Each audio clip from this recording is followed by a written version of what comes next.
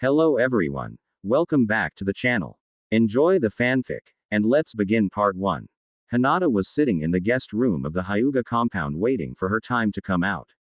She looked out the window and saw Tenten giving out orders to everyone within her sight. No one was safe from the weapon expert of the village. Hana was checking to make sure everyone was who they claimed to be and had their invites. No one got past her nose. She looked around and didn't see her older sister, sensei, mother figure and started to panic and made a clone. Just as the clone opened the door, Kurenai and Hanabi walked in. You know you're not to leave this room, Hinata, Kurenai said. I didn't see you when I looked out and panicked, Hinata responded. Kurenai laughed. Where else would I be but at my sister's wedding, she asked. Hinata shrugged. You have been talking to Kiba a lot, she said. Kurenai rolled her eyes. You always will come before him. You're the daughter I always wanted and the sister I never wanted, she said. Hinata was woken up from her dream by someone knocking on her door. Hinata, time to wake up, the person said. Hinata moaned and rolled over and climbed out of bed. She walked to her closet and looked at herself in her large mirror. I wish I could talk to Naruto-kun without making myself look stupid, she whispered. She walked out to the family dining room after she showered and dressed and saw only Hanabi there. Where is father? He is usually the first one here, she asked. In his office, something about having more important things to do than sit here and eat with us, Hanabi said. Oh, Hinata said as she sat down and started to eat. She looked over at her sister. They never been close, but she never actually tried to talk to Hanabi either. After giving it some thought, she decided to try and become closer to her. So Hanabi, what are you going to do today? She asked. Hanabi looked up from her food. Why are you so interested? You never showed interest before, she asked. I realize that we don't know much about each other. I would like to get to know you more, Hinata answered. Hanabi looked at her for a minute. Nothing but train like always, she finally said. You mean you don't want to do kid stuff? Hinata asked. Kid stuff? Hanabi asked. Yay. Like go to the park, make friends, stuff to have fun besides always training, Hinata said. You did that stuff and look how you turned out. You might not even make the cut to be a kunoichi, Hanabi said. But at least I have friends and have a life, Hinata retorted bitterly and angrily. Sorry, I didn't mean it like that, Hanabi said. Sure you didn't. No one ever does, Hinata said and got up and left the dining room, leaving her food unfinished. Hanabi watched her leave and looked back at the servant. What did I do wrong? Asked the 7-year-old. Everything, the servant replied. How? Hanabi asked. Because you treat her like everyone else does. The entire family treats her as if she is a waste of time, never giving her a chance at anything. She tried to get to know you and you shot her down with that comment. All she was doing was trying to know more about her sister, the servant said and grabbed Hinata's unfinished food and went to the kitchen. Hinata was walking through the village when Kiba stopped her. Hey Hinata, where are you going? We don't find out if we made the cut to be a team until tomorrow, he asked. Leave me alone, Kiba, Hinata replied, still mad over what Hanabi said. I was just going to ask if you wanted to join me on a walk, Kiba said. No, I don't want to join you on a walk. When will you realize I don't like you that way? I like Naruto-kun and always will. Now just leave me alone, Hinata exploded at the Inuzuka and ran away. Kiba looked at the retreating girl in shock. A few feet from Kiba stood an equally shocked Naruto, Hana, and Tenten. Kiba looked at them. Was it something I said? He asked. Hana shook her head. I think she has finally snapped, she said. So Hinata is a physic? Naruto asked. Tenten face palmed. It's Psycho Naruto and no she is not, she told him. So what do? We can't just let her run off like that, Kiba asked. Why not? Naruto asked. Hey wait, what did she mean by she likes me? Naruto asked.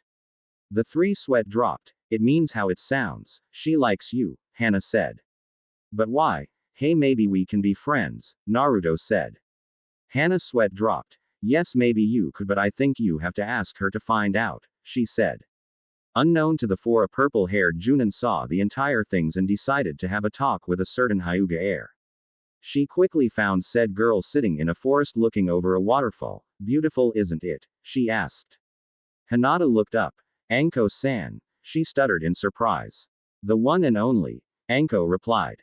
Why are you here? Hinata stuttered. Well, funny thing. I was enjoying my day off when I came across a certain person yelling at her future teammate, although it wasn't exactly a loud yell, but more importantly a certain someone heard it and found out you like him, Anko said. You mean and Naruto-kun knows I'll like him? Hinata asked nervously. More or less. He can't figure out what it means though. Also Tenten and Hana heard, Anko said. Oh no, what am I going to do? I'm not ready for him to find out, Hinata panicked. Anko noticed she don't stutter when panicked or angered. You first should work on that stutter. Then you should work on your confidence. Then refine your skills, she said. How do I do that? Hinata asked. Anko smiled. I know you're my Heim student, but I think I will help your training, she said. Your Heim? Hinata asked.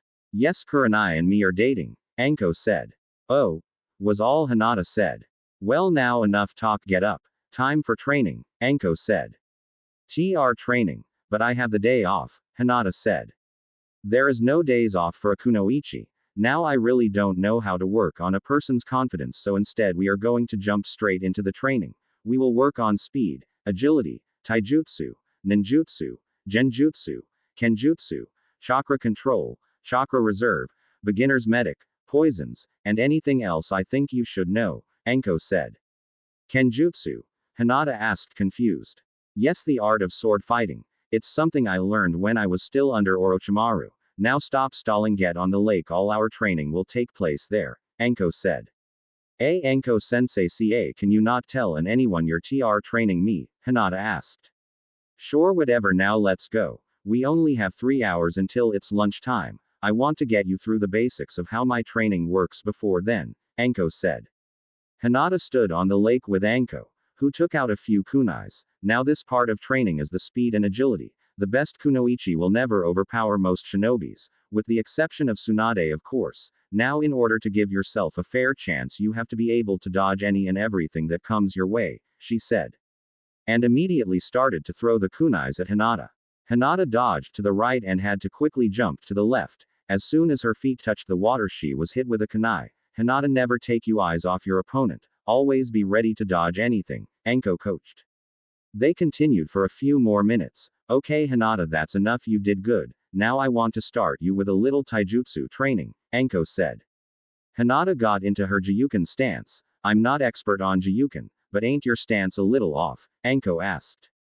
Well, I'm too small for the normal stance, so I use the closest stance I can get into, Hinata said. Anko nodded. A simple solution but not very effective. Have you thought about modifying the style into something you're comfortable with? She asked. No, Hinata replied. Why? Anko asked. I don't want to disappoint father, Hinata said. Well, from what I hear there is nothing that can make him any more disappointed in you, so why not make the style work for you instead of something that will never work? Anko asked. I'll try, Hinata said. Good, now find a stance that is comfortable for you to move through your style with, Anko said. Hinata went into every stance she could think of but none was just right in her mind. After 30 minutes she gave up. I can't find a stance that I feel comfortable with, she said. Don't worry, it will come to you. Now get ready, Anko said and attacked Hinata without any other warning. Hinata stumbled back and was able to dodge under Anko's hit and spent around her and struck out at the Junin, who smacked Hinata's hand aside and continued her attack. Hinata continued to dodge Anko's attacks the best she could. They spared for an hour and a half until Anko stopped with no warning. Hinata, you did good, but the reason I stopped is because you almost developed a style that fits your body, she said. What do you mean? All I did was try and dodge and hit you when I was close enough and saw an opening, Hinata replied. I know, but you never stopped moving. Even when I stepped back you kept moving to keep me off balance. Can you do that again? Anko asked. I'll try, Hinata said. Don't try, Hinata, do it. Taijutsu is the basic fundamental of every ninja. If you can't get this right then there is no point in continuing. You have potential, you need to unlock it, Anko said. Okay, I will do it, Hinata said.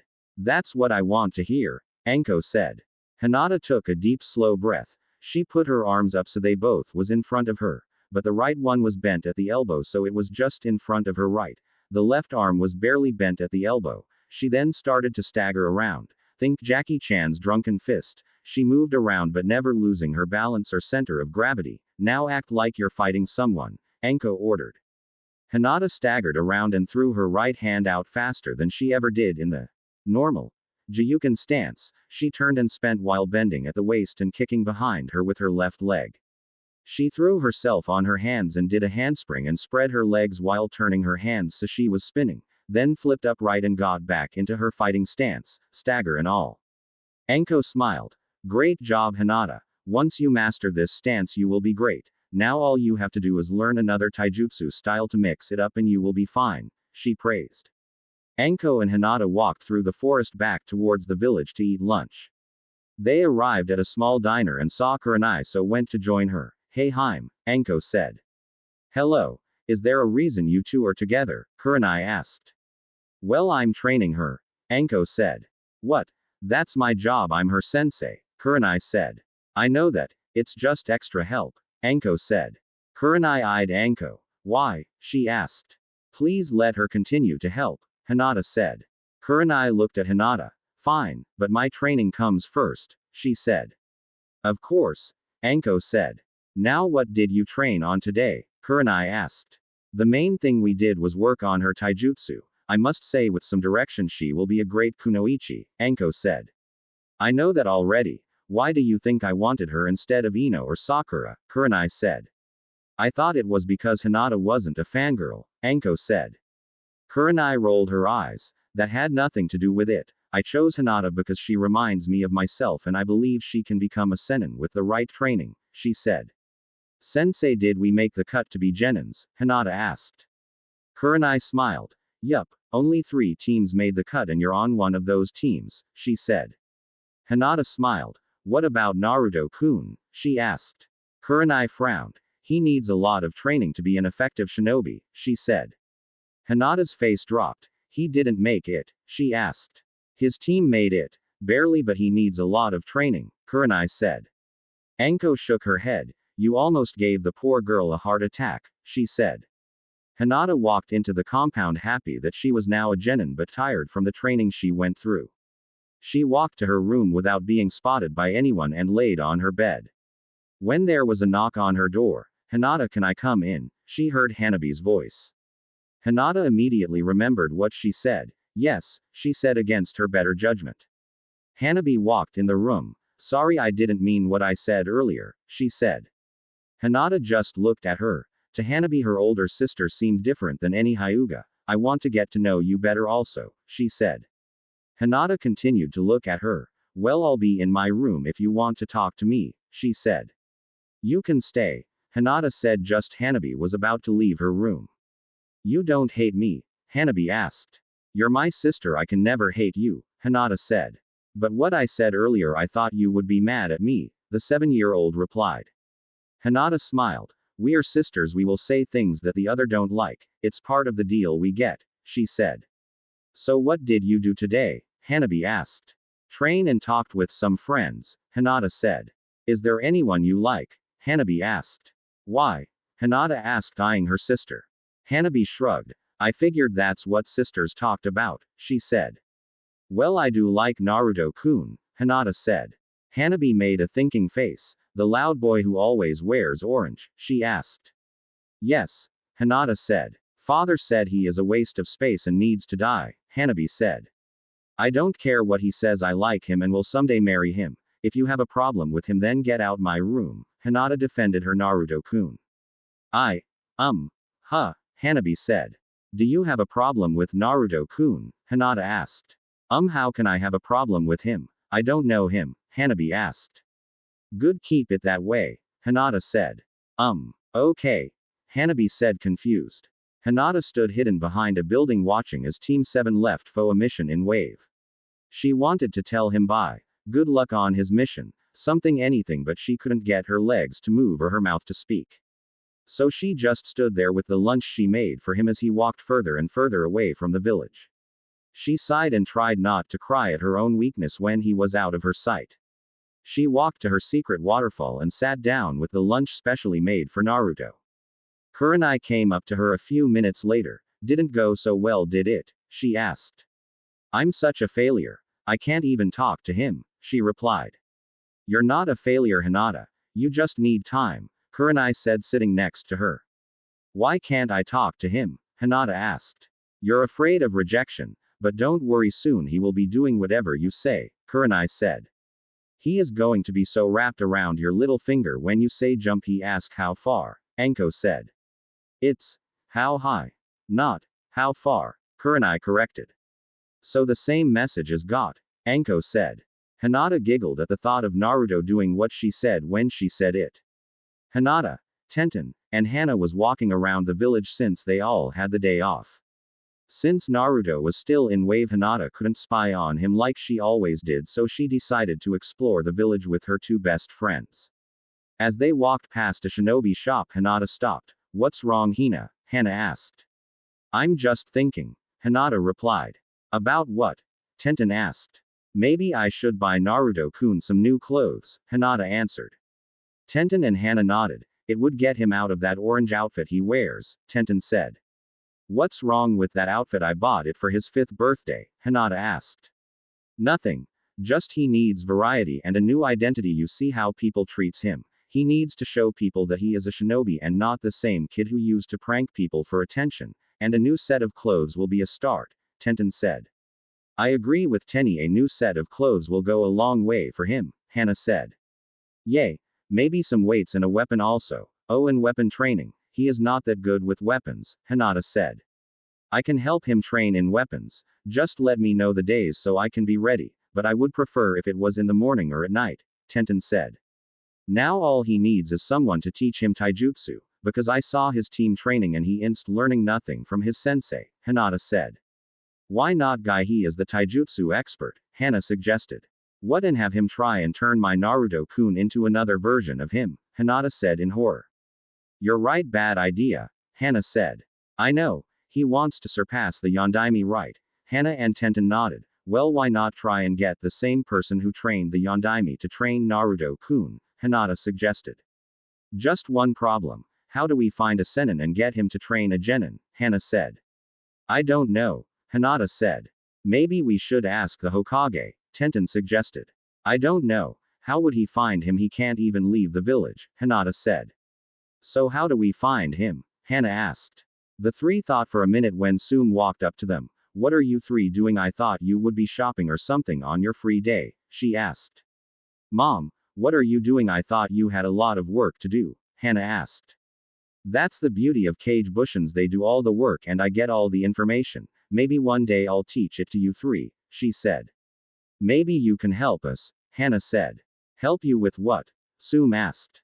You see, Hina wants to help Naruto get stronger. She already agreed to buy him new clothes and weapons. Tenten agreed to train him to use his weapons, but she needs someone to help him with taijutsu, Hana said. So where do I come in at? Sum asked. Well, Hina thought that the best person to train him in taijutsu would be a Sennin, Hana said. Jiraiya.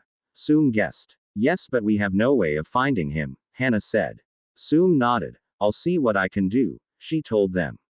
Hinata, Tenten, and Hana thanked Sum and walked into the clothing store. So Hina, what style are you going to get him? Tenten asked.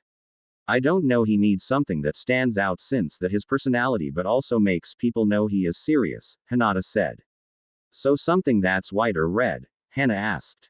I think he will look better in red. It will make his eyes shine better, Hinata said. Okay, red. Now pants or shorts? Tenten asked. Pants definitely, Hana and Hinata said together. Tenten laughed. Okay, you didn't have to yell at me, she said. Now all we need is a shirt, Hinata said. Something that shows off his body, Tenten said. Yay, with the training he will get, his body is going to be so hot. We definitely want to be able to see his muscles while he is wearing his shirt, Hana said. So now with a few pairs of pants, shirts, and a pair of standard shinobi sandals, the three walked to the register. Wait, why not get him a jacket also? Hinata asked. And a pair of fingerless gloves, Tenten said. Sure, I'll grab them, Hana said. So who are you buying all this stuff for? The lady about Sum's age at the register asked. Not that it is any of your business, but it's for Naruto, Tenten said. Naruto Uzumaki, I can't sell you that stuff, the lady said. And why not? Tenten asked. I don't answer to you, buy something for yourselves, but I will not sell you anything for him, the lady said.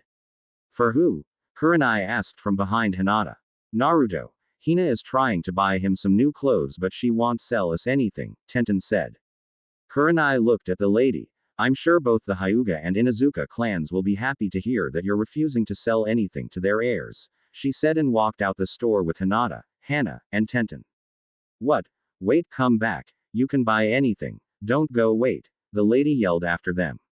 Oh, so now you will sell things for Naruto? Kurenai asked. Yes, whatever you want, the lady said. And Naruto will be able to come in and buy whatever he wants at a price you would sell to anyone else, Kurenai asked. Yes, the lady said. He better, and I will be checking his receipts, so don't try and cheat him, Kurenai said. Hinata paid for the clothes and walked out. Now why are you buying these? Kurenai asked. Well, because Naruto needs some new clothes, weapons, and someone to train him in taijutsu. Sum-san already said she will try and find Jiraiya to train him in taijutsu, Hinata explained. I see. Well, that's a good thing you're doing, Kurenai said. Hey, let's go to Tenny's shop, Hinata suggested. Okay, but why, there is nothing to do, Tenten said. You will see, Hinata said. The three walked to Tenten's family shop after saying bye to Kurenai. Now why did you want to come here? Tenten asked. Hinata walked up and down the rows of weapons. How long until the Chunin exams? She asked. About 6 months. Why? Tenten asked. Because I need a katana. I'm training to use one but don't actually own one, Hinata said. Tenten walked into the back and came out with a new katana. It's a new one my dad just made, she said. Tenten, what are you doing? I told you not to mess with things that's still in my office, her father said.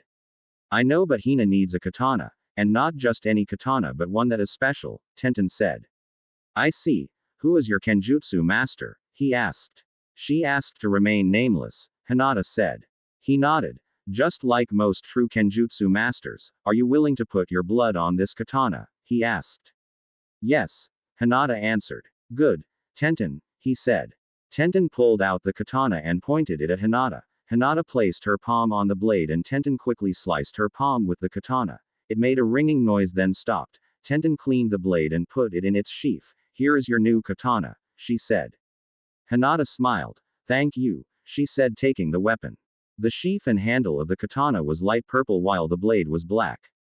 I never thought you would do that so soon after I did it for you, Tenten's father said. 2 weeks later, Hinata had her katana sealed in a necklace around her neck but under her coat. She was at the gate with Kurenai, Anko, Tenten, and Hana waiting for Naruto and his team to return. They saw them walking up to the gate and smiled. Hey, why are all you here? Naruto asked. Team, you're free tomorrow, rest up, Kakashi said. Hey, Sakura-chan, want to go out to lunch with me? He asked. No, Naruto, now leave me alone, she responded and chased after Sasuke. Sasuke-kun, want to get lunch with me? She yelled after him. Kurenai and Anko watched her chase him. Never thought I would find a reason to say this, but I'm glad I'm with you, Kurenai said. Yay. I don't get it though, he ain't even cute, Anko said. I guess standards have dropped since we was genins, Kurenai said. Hinata looked at Sakura as she ran after Sasuke. What does she have that I don't? She asked. Besides Naruto constantly asking her on a date, Tenten asked. Don't listen to Tenny. You're much better than Sakura will ever be. Naruto just haven't gotten over his little crush of her yet, Hana said. Naruto looked back, the others still there. Well, will you all go to lunch with me, please? He asked.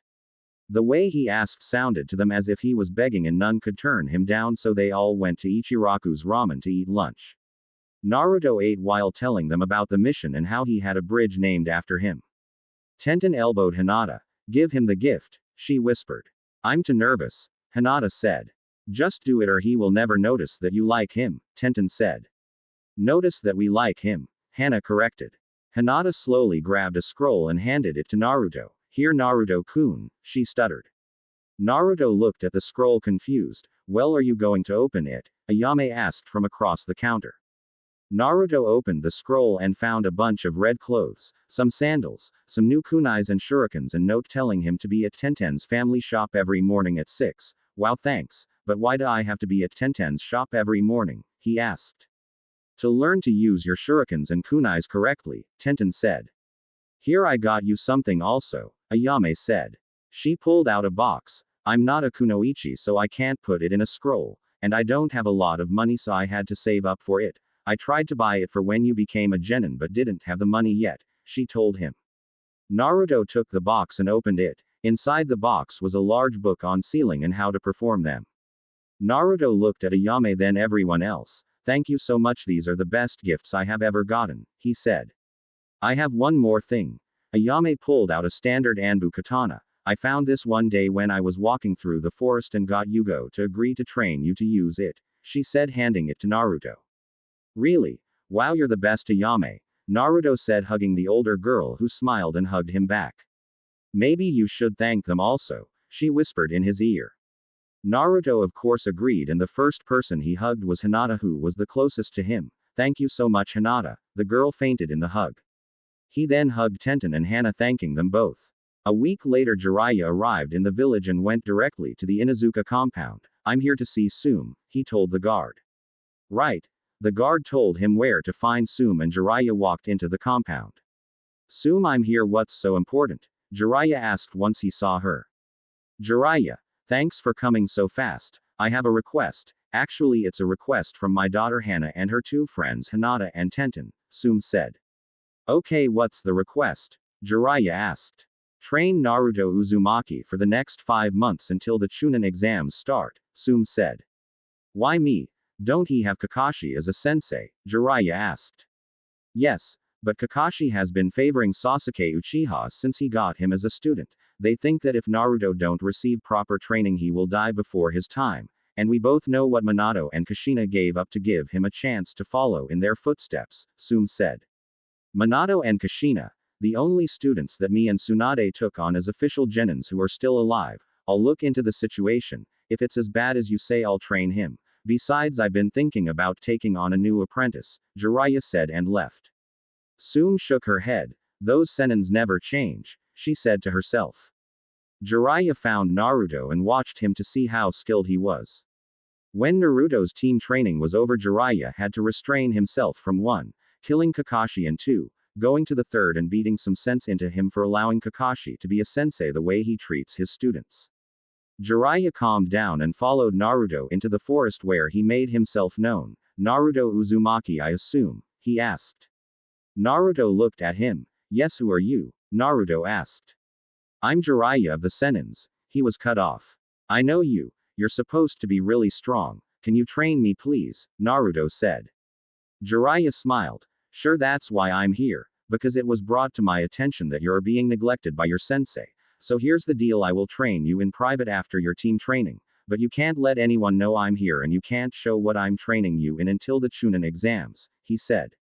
Sure, but why? Naruto asked. Because I don't want people knowing I'm here and I want you to surprise everyone when you kick some clan genius by using hard work, Jiraiya said. Deal, but I'm being taught how to use a katana by Hyuga, Naruto said. What you do before and after my training is your own problem as long as you don't show your skills, Jiraiya said. Hinata and her team stood in front of the academy the morning of the exams. I can't believe Kurenai-sensei actually let us take them, Hinata said. Why, we are going to own everyone in these exams, Kiba said. Hey Hina. Tenten called. Hello Tenny. Hinata said. Ready for these exams? Tenten asked. I guess this is what I trained for, Hinata said. Yup, let's go. Where did my team go? Tenten asked looking for her lost team. They went in the building, Hinata said. They walked into the building and saw Lee getting bullied by someone older than them. Shouldn't we go to the exam room before we all are failed? Hinata asked. I agree, Tenten said. What's wrong, the little girl's afraid to get hurt? One of the older boys teased. Not at all. We just don't want to beat you before the exams start, Tenten said. You talk a good game, let's see if you can back it up. He then vanished and tried to kick Tenten but it was blocked by Lee. You shouldn't try and bully on people when you don't know their skills, he said. What? How, you couldn't even stay standing off a small push, the older ninja said. Lee, we agreed not to show off our skills, Tenten said. I couldn't allow him to kick my teammate though, Lee said. Let's just go before something else happens, Tenten said and pulled Lee by his shirt. Come on Neji, she said. Neji glared at Hinata and turned and walked behind Tenten. What's his problem? Kiba asked. Don't worry about him. It is a problem between our clan, Hinata said and walked down the hallway following Tenten and her team. Sasuke attacked with curse marks over his entire body and his Sharingan active. In his hand he held a kunai while running at Naruto. Naruto met him with a kunai and the force of Sasuke with the curse seal overwhelmed Naruto and he was knocked back. Chidori Sasuke yelled and rammed it in Naruto's chest. Hinata's eyes went wide with fear. No Naruto-kun, she yelled and ran at Sasuke kicking him away from Naruto. You think you can stop him? He is driven by revenge. He won't stop until this village is burned to the ground, Orochimaru said from behind Sasuke. I'll kill you both. Hinata yelled and ran at the two Byakugan she yelled. Sasuke and Orochimaru looked into her eyes and froze. Looking back at them wasn't the Byakugan but something completely different. Hinata drew her katana ready to strike them. Hinata. Hinata. Hinata. Hinata. Said girl jumped out of her seat. What? Where am I? Where is? She stopped looking at her surroundings. Hinata, are you okay? You fell asleep after you was done with the first exam. I've been calling your name for the last 10 minutes, Naruto said with worry. Hinata looked at Naruto who was now wearing his new red shinobi clothes that she bought him. Yay, just tired that's all, she said. You sure? You never sleep that hard, Anko said. Hinata looked at Anko. Yay, I'm sure I just didn't sleep well last night, too excited about the exams, she said. Well, good. Get to training ground 44 in 30 minutes, Anko said. Anko-sensei, can I talk to you first in private? Hinata asked. Sure. Everyone get moving. You only have 30 minutes now, get, Anko said to the genins who. Once they all was gone, Anko turned to Hinata. What's up, Hina? She asked. I had a dream, but not one of my normal dream. This dream was about Sasuke Uchiha and Orochimaru destroying the village, for revenge, she told her. Are you sure it was Sasuke and Orochimaru? Anko said. Yes, I'm sure. It was about a month after the exams and Sasuke had these marks all over his body, Hinata explained the best she could. Did these marks look like this? Anko asked and showed Hinata her neck. Yes, except they was over his entire body, Hinata said. I see. Thanks for telling me this, Anko said. What do we do? Hinata asked. You do nothing. I'll take care of everything now. Get to Area 44. I have some plans to make, Anko told her.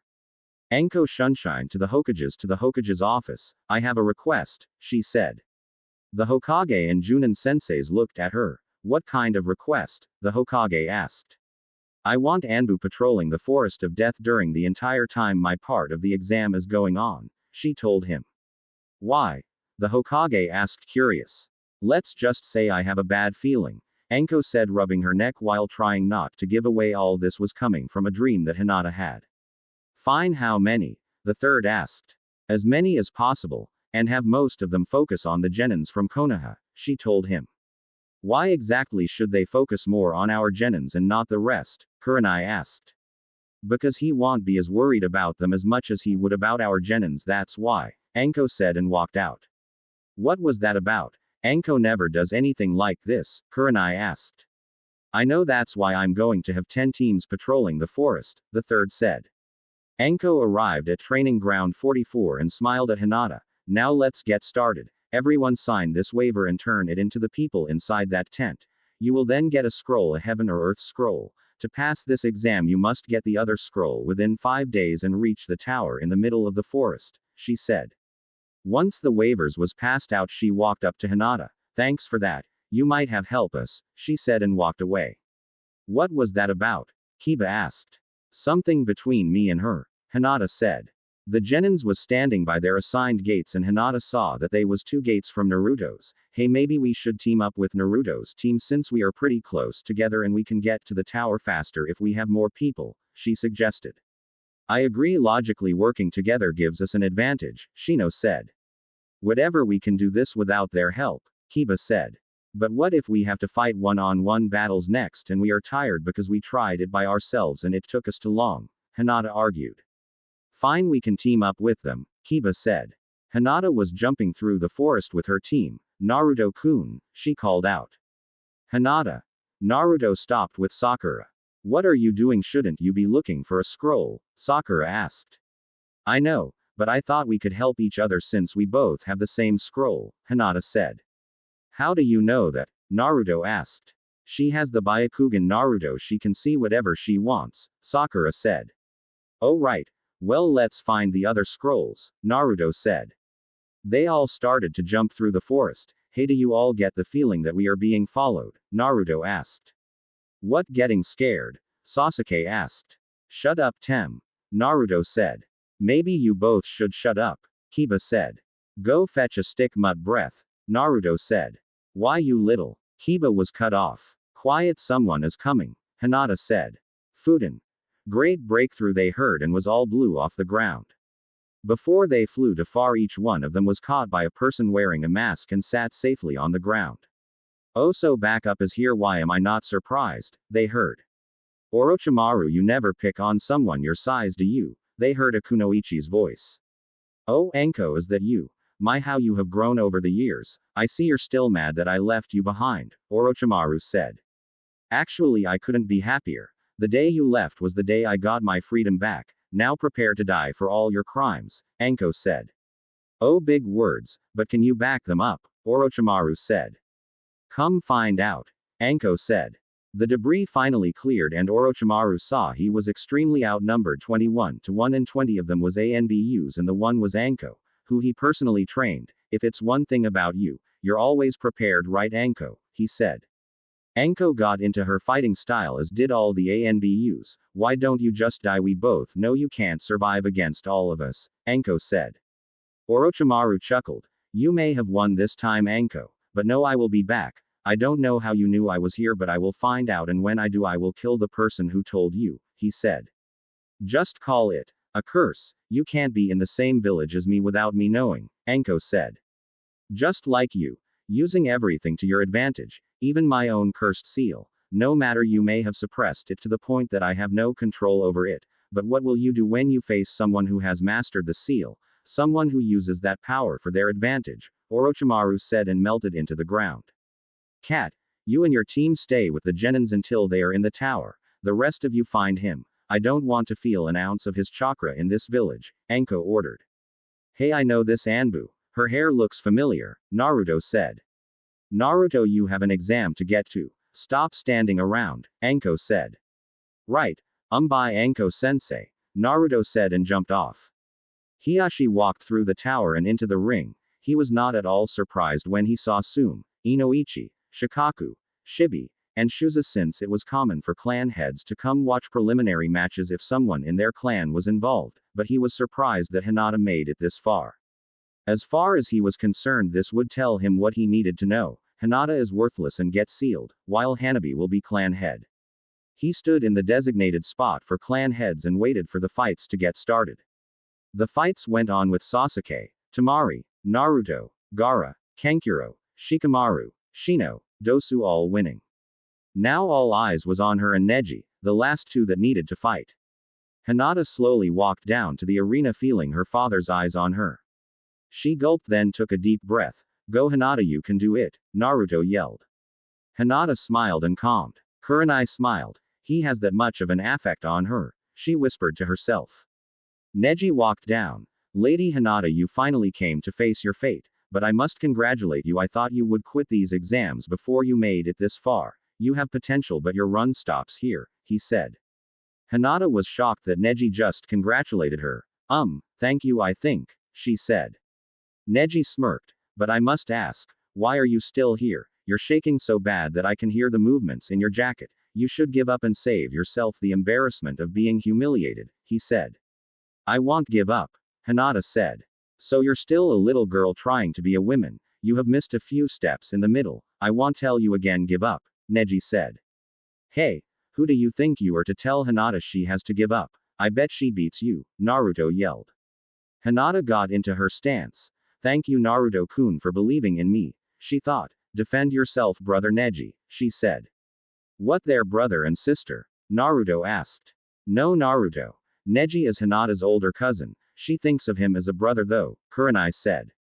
Oh, Naruto said. You let that boy and his false confidence cloud your judgment, Neji said, getting into his Juyuken stance. And why do you keep moving like that? Can't even stand properly, he added. No. This is my stance. Unlock you, my stance is more suited for me, Hinata said. Begin, Hayate said. About time. I wasted all this time to watch her embarrass me, Hiyashi said to himself. Hinata, although trying not to show it, was nervous as she remembered clearly how all their spars turned out. Neji watched with a smirk. What's wrong, Lady Hinata, thinking about giving up? He asked. Never, Hinata said. She attacked him, palm opened and ready. He easily deflected and struck her in the arm.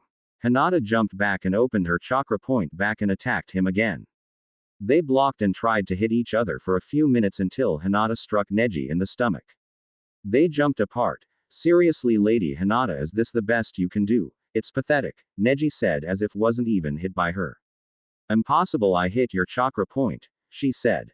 That barely had any effects. Look on your arms and legs though, Neji said smugly. Hinata pulled her sleeves back and her eyes widened in shock. She pulled up her pants leg and saw the same thing. How? She said. My eyes can see every chakra point in your body. I simply tapped them to bring them up so your eyes can see them. Lady Hinata, this is the power difference between you and me. Like I said, you're fated to lose this match. Give up before you embarrass yourself even more, Neji said. Truly pathetic. I'm ashamed to have her as a daughter, Hiyashi said loud so everyone could hear. So this is what makes Neji a genius. He truly deserves the name, the third said. No, I won't give up, Hinata said. Truly pathetic. What's the point of continuing? You're already beat, Neji said. I can still fight, Hinata said.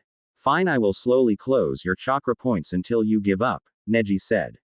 He then ran forward and attacked Hinata. She tried to defend but Neji attacked too fast for her. He hit a few chakra points, closing them off. Hinata was barely able to stand now. I will never give up, she said. What's the point? You made it this far. There is no harm in being beaten by someone better than you, Neji said. But you're not better than me. That's the entire point, Hinata whispered. Excuse me? Neji asked. I just realized you're not better than me. You just used your father being killed to bring me down to give you the advantage. No, the one who is pathetic is you, Neji, Hinata said. Everyone watching was shocked at the level of difference between them, also that Hinata wasn't giving up. Hiyashi had a scowl on his face from this performance. Go Hinata, you can still win, Naruto yelled. Yes Hinata, we believe in you, Tenten yelled. Temari looked at them too. What are they talking about? She can barely stand, she thought. I'm warning you Hinata, stop this now and give up. My next attack will kill you, Neji said. Hinata slowly stood up and opened her chakra points. I finally realize it now. You blame everyone for what happened to your father except who is really the person to blame, the Hyuga Council and your father. My father didn't ask your father to take his place when Kumo demanded him for killing that nin that tried to kidnap me. Your father offered and the council wouldn't let my father go himself. Your father saw a way to beat his fate. He fought against it and didn't let it control him. He chose to live his life his way. You on the other hand, you're letting this fate control you. The one who is fated to lose is you, maybe not by me, but by fate, Hinata said. Shut up, yelled Neji. Why? Because you know I'm right. I have had enough of everyone blaming me for everything in the clan. I didn't ask to be born into the clan. I didn't even ask to be the firstborn. But my fate is to lead the clan eventually, but I'm going to do it my way, not how my father or the council wants, Hinata said. I warned you, now I won't hold back. Neji ran off even faster than Hinata could keep up. As he approached Hinata, she saw Kurenai about to jump down. No sensei, don't, she called out. She jumped to the side just before Neji struck her and her shoulder was hit. Hinata rolled once, hit the ground screaming in pain. Hinata, enough. Don't get yourself killed for him, Kurenai yelled. Hinata. Naruto and Tenten yelled. The rest of the Konoha genins looked at Hinata in horror. Hinata slowly got up and forced her chakra point back open. I'm not done with you yet, Neji, she said as her hair fell over her face. Why do you keep talking? Fine, now I'm going to permanently shut you up, Neji said in anger. Neji ran at Hinata, poised to strike to kill. As he got closer, Hinata saw her life flash before her eyes.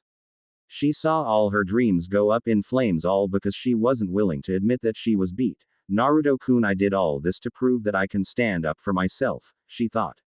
As Neji got closer, Hinata looked at him in horror. Of course he couldn't tell because her hair was covering her eyes. Naruto-kun, before I die I want you to know I love you, she yelled. Neji's hand was an inch away from her heart now, then, he missed. Hinata and everyone else in the arena thought. Hinata looked. Wait, he didn't miss. I dodged. How? She thought. Neji looked at Hinata as she moved out the way at the last second. Impossible, he said. Amazing. All the genin except Gaara said as Hinata expertly arched her body backwards and Neji's hand went right over her body. The Junins all looked on in shock. How? Kurenai whispered. Hiashi was clutching the rail and leaning over it to the point where he looked as if he was going to fall. Impossible. There is no way. How? He mumbled. Hiashi, is there something you want to share? The third asked.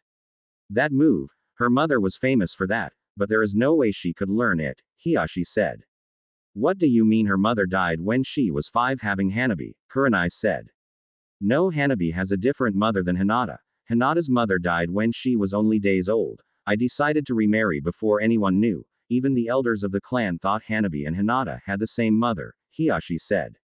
So who is Hinata's mother? The third asked. Hiashi just stayed silent looking at Hinata. How the hell did she do that? She couldn't have unlocked it. I put a seal on her to it from unlocking, unless some removed it, he thought.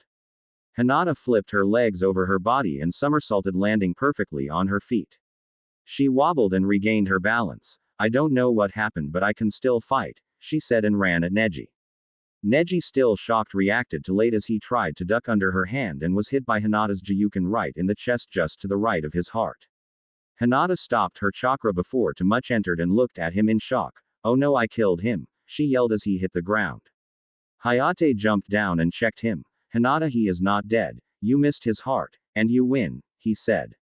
But, Hinata said. Hinata, don't worry. It's his own fault. He got, then panicked when you attacked him. If he would have took the hit and not tried to duck, you would have hit its stomach where you aimed, Kurenai said, coming to her side.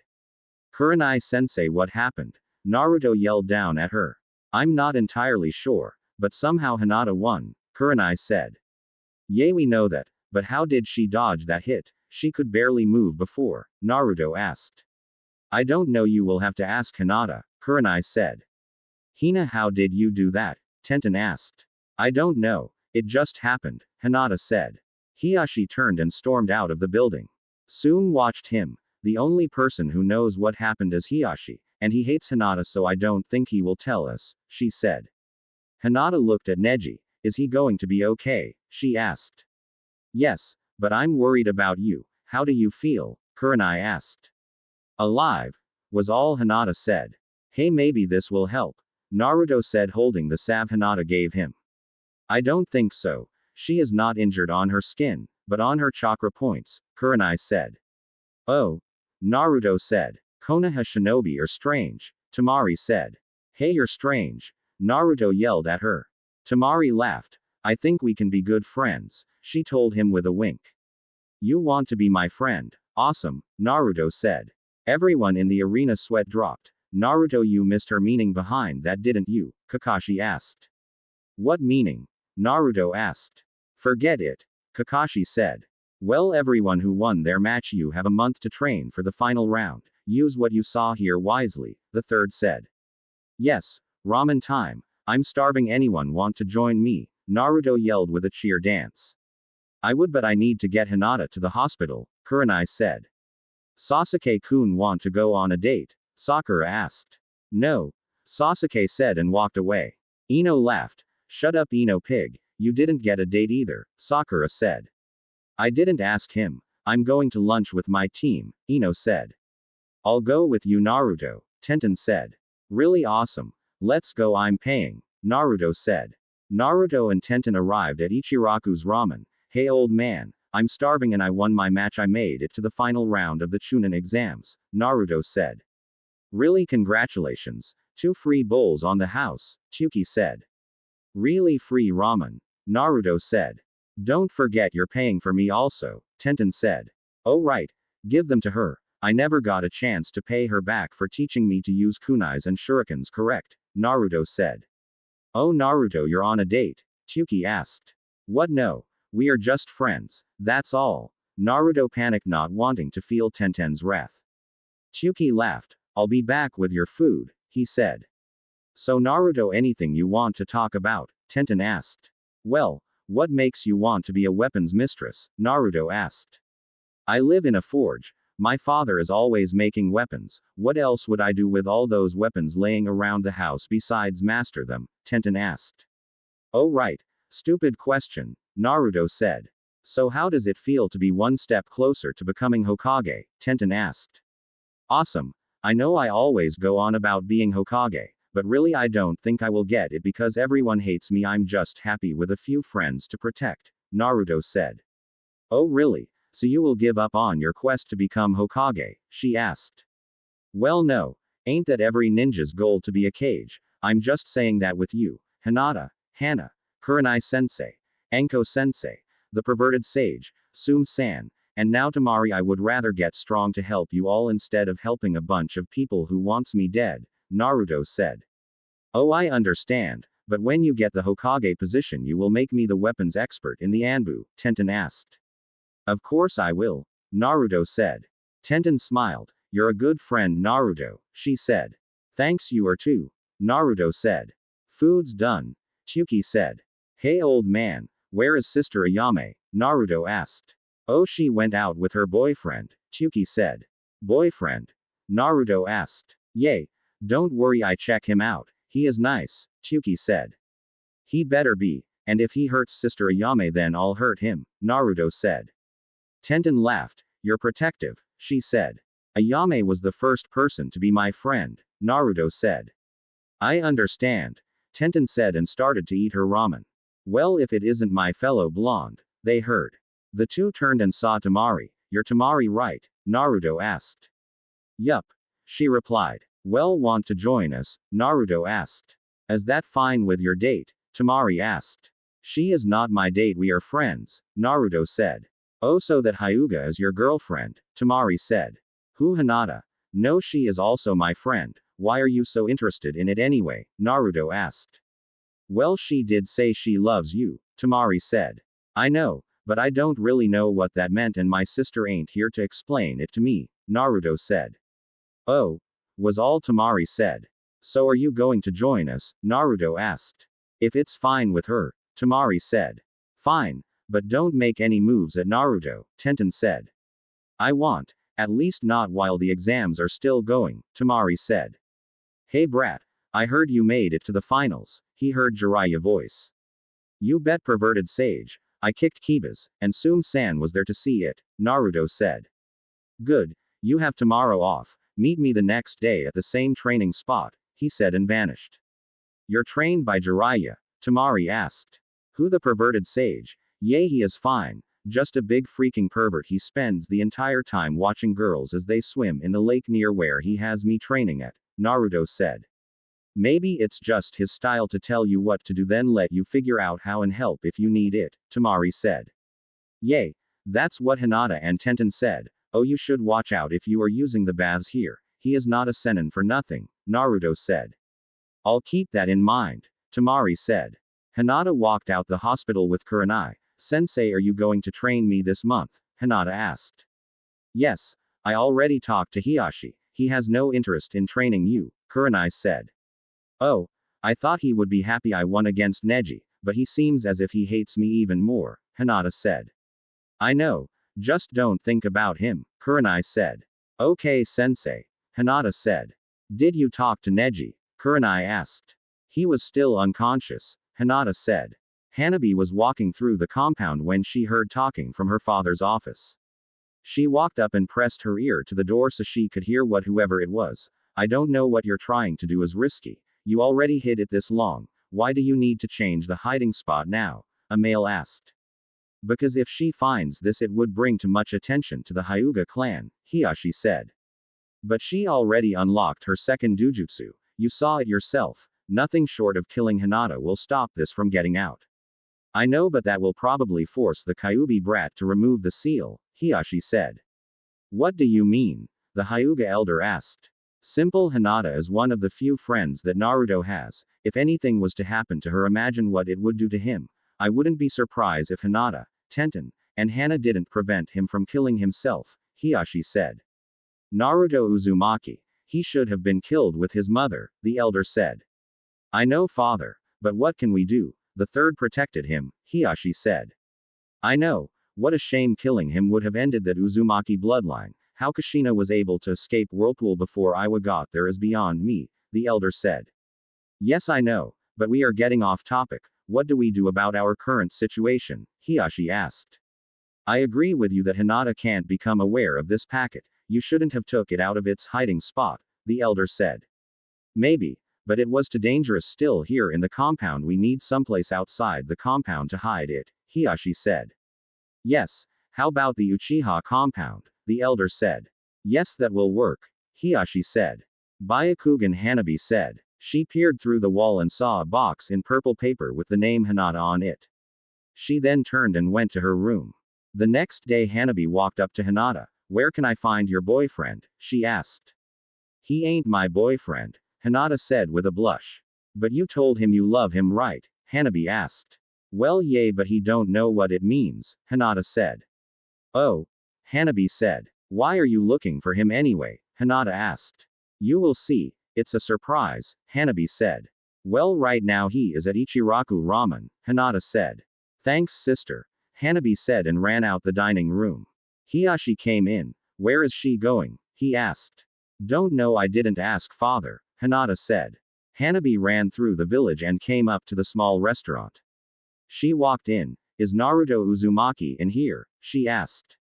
Naruto and Ayame looked at her. I'm Naruto, why? He asked. So you're Hinata's boyfriend? Hanabi asked. I'm not her boyfriend, Naruto said. You're not, but she told you she loves you, Hanabi said. I know that, but I don't know what it means or what a boyfriend is, Naruto said in frustration. Well, while you figure that out, can you do something for me? Hanabi asked. What's that? Naruto asked. Go to the Uchiha compound and find this package, Hanabi said. What? No way. I'm not going in there, Naruto said. Even for a month's worth of ramen? Hanabi asked. Make it 2 and I'll do it, Naruto said. Fine, bring me the package and you will get 2 months worth of ramen on the Hyugas, Hanabi said. Deal. What does the package look like? Naruto asked. It has purple wrapping paper on it and has Hinata's name on it, Hanabi said. Okay, I'll have it for you in a few hours, Naruto said. Okay, Hanabi said and left. Naruto, are you sure this is a good idea? Ayame asked. I'll be fine, Naruto said with confidence. How do you know? Ayame asked. Because I did sneak into the Hokage's tower and take a forbidden scroll while the old man was still there, Naruto said. But you don't know who is in the Uchiha compound, Ayame said. You're right, Naruto said. I know, so you want do this, Ayame said. I want, Naruto said. He then crossed his fingers. Kage Bushin no Jutsu, he said, and 20 clones popped into existence. I want they will. Besides, there are a lot of jutsus in the Uchiha compound I can borrow and learn from, Naruto said. Ayame sighed. Just promise that if anything happens the clones will disperse themselves, she said. I promise. You all heard Sister Ayame, now go do our mission, Naruto told his clones. Naruto was walking around the village when he got the memories of 19 of his clones. He walked home and saw the last sitting on the couch with the package. He took the package and the clone dispersed. How am I going to hide this? He asked himself. He looked around his apartment and saw a scroll. He picked it up and wrote a seal on it and put the gift in it. He ran out of his apartment and found Hinata and Kurenai. He ran up to them. Hinata, Kurenai sensei, he called. They turned. Naruto, how can we help you? Kurenai asked. Actually, I want to ask Hinata to give this scroll to her sister, Naruto said. Why do you have a scroll for Hanabi? Hinata asked. Don't know. She asked me to get something but said I can't tell you about it. I'm not even sure what it is. All I know is it's a gift for someone, Naruto answered. Oh, Hinata said. Hinata walked in the Hyuga compound and went to Hanabi's room. Hanabi, you in there? She asked. Yes, come in, Hinata, Hanabi said. Here is a scroll from Naruto-kun, Hinata said, handing her the scroll. Hanabi looked at it confused and took it. She opened the scroll and looked surprised. He sealed it in a scroll. I guess that was smart, she said. What is it? Hinata asked. Dunno. It had your name on it. Father and grandfather hid it in the Uchiha compound. They expressed very strongly that you was not to get this package, so whatever it was I figured you would want it, Hanabi said. So you asked Naruto-kun to go to the Uchiha compound and get it? Hinata asked. Well, yay, Hanabi said. He could have got into a lot of trouble for you, Hinata yelled. So you don't want to know what it is? Hanabi asked. Hinata took the sealed gift from Hanabi. Don't do anything like that again, she said. I can't make any promises, besides I'm buying him 2 months worth of ramen, Hanabi said. Hinata unsealed the gift and slowly opened it. Who is Lily? She asked. I don't know, Hanabi said. Hinata took out the letter that was in the box. Hinata, my name is Lily Uchiha. As you guessed, I'm an Uchiha, but I don't have the Sharingan. You're probably wondering why you're getting a letter from an Uchiha. Well, it's simple. I was kicked out of the clan because I never unlocked the Sharingan, so once I was on my own I met Hyuga and we did a few minutes together. Eventually we started to date, although he didn't know I was an Uchiha. Eventually I got pregnant and 9 months later you was born, Hinata Uchiha Hyuga. Also during the pregnancy I somehow unlocked the Sharingan and tried to hide it from Hiyashi until you was born. He found out and well I think he might poison me, so I'm writing this for you in case I don't make it. In the box is all the jutsus I know and a few scrolls one was able to steal from the Uchiha compound on how to train the Sharingan. Hinata, my daughter, my joy, my life, use your gifts and don't be afraid of them. You can change the world if you believe in yourself. Love, Lily Uchiha. Hanabi looked Hinata. You're an Uchiha, she said. Hinata just nodded. It would appear so. I think that's how I won my match with Neji. That's when I unlocked the Sharingan and why father has been so mad at me since then, she said. What are you going to do? Hanabi asked. I don't know yet, but don't tell anyone about this, Hinata said. Your secret is safe with me, Hanabi said. Hinata walked out the room and soon the compound. She clutched the letter and box to her body and let her feet lead her to wherever they was going. Before she realized it, she was standing in front of Kurenai's apartment with the older Kunoichi looking down at her in confusion. Hinata, are you going to tell me why you're here so late? Kurenai asked. Oh, sorry, sensei, Hinata said. It's fine, but why are you here? Kurenai asked. Here, Hinata said, handing her the letter. Kurenai read it, then reread it. Come in, Hinata, she said. Hinata walked into the apartment and sat on the couch. What do I do, sensei? She asked. Right now I don't know. Let me think on this. But what else is in the box? Kurenai asked. Hinata pulled out the things from the box. Most of the stuff was jutsus, but there was a few pictures. Hinata found out she looked almost exactly like her mother except with Hyuga eyes. I guess I better learn to use my Sharingan along with the Byakugan, Hinata said. Yes, it would also be good to figure out if you could activate one at a time or both together, Kurenai said. Naruto walked to Ichiraku's ramen and sat down. Hey sister Ayame, he said. Morning brother, your breakfast will be done in a few minutes, Ayame said. Okay. Hey, can I ask you something? Naruto said. Sure, Ayame said. Well, during the preliminary round of the Chunin exams, Hinata yelled out that she loves me when she thought she was about to die. What does that mean? Naruto asked. Well, it means a strong affection or warm attachment, Ayame said. But why would she say that to me? Naruto asked.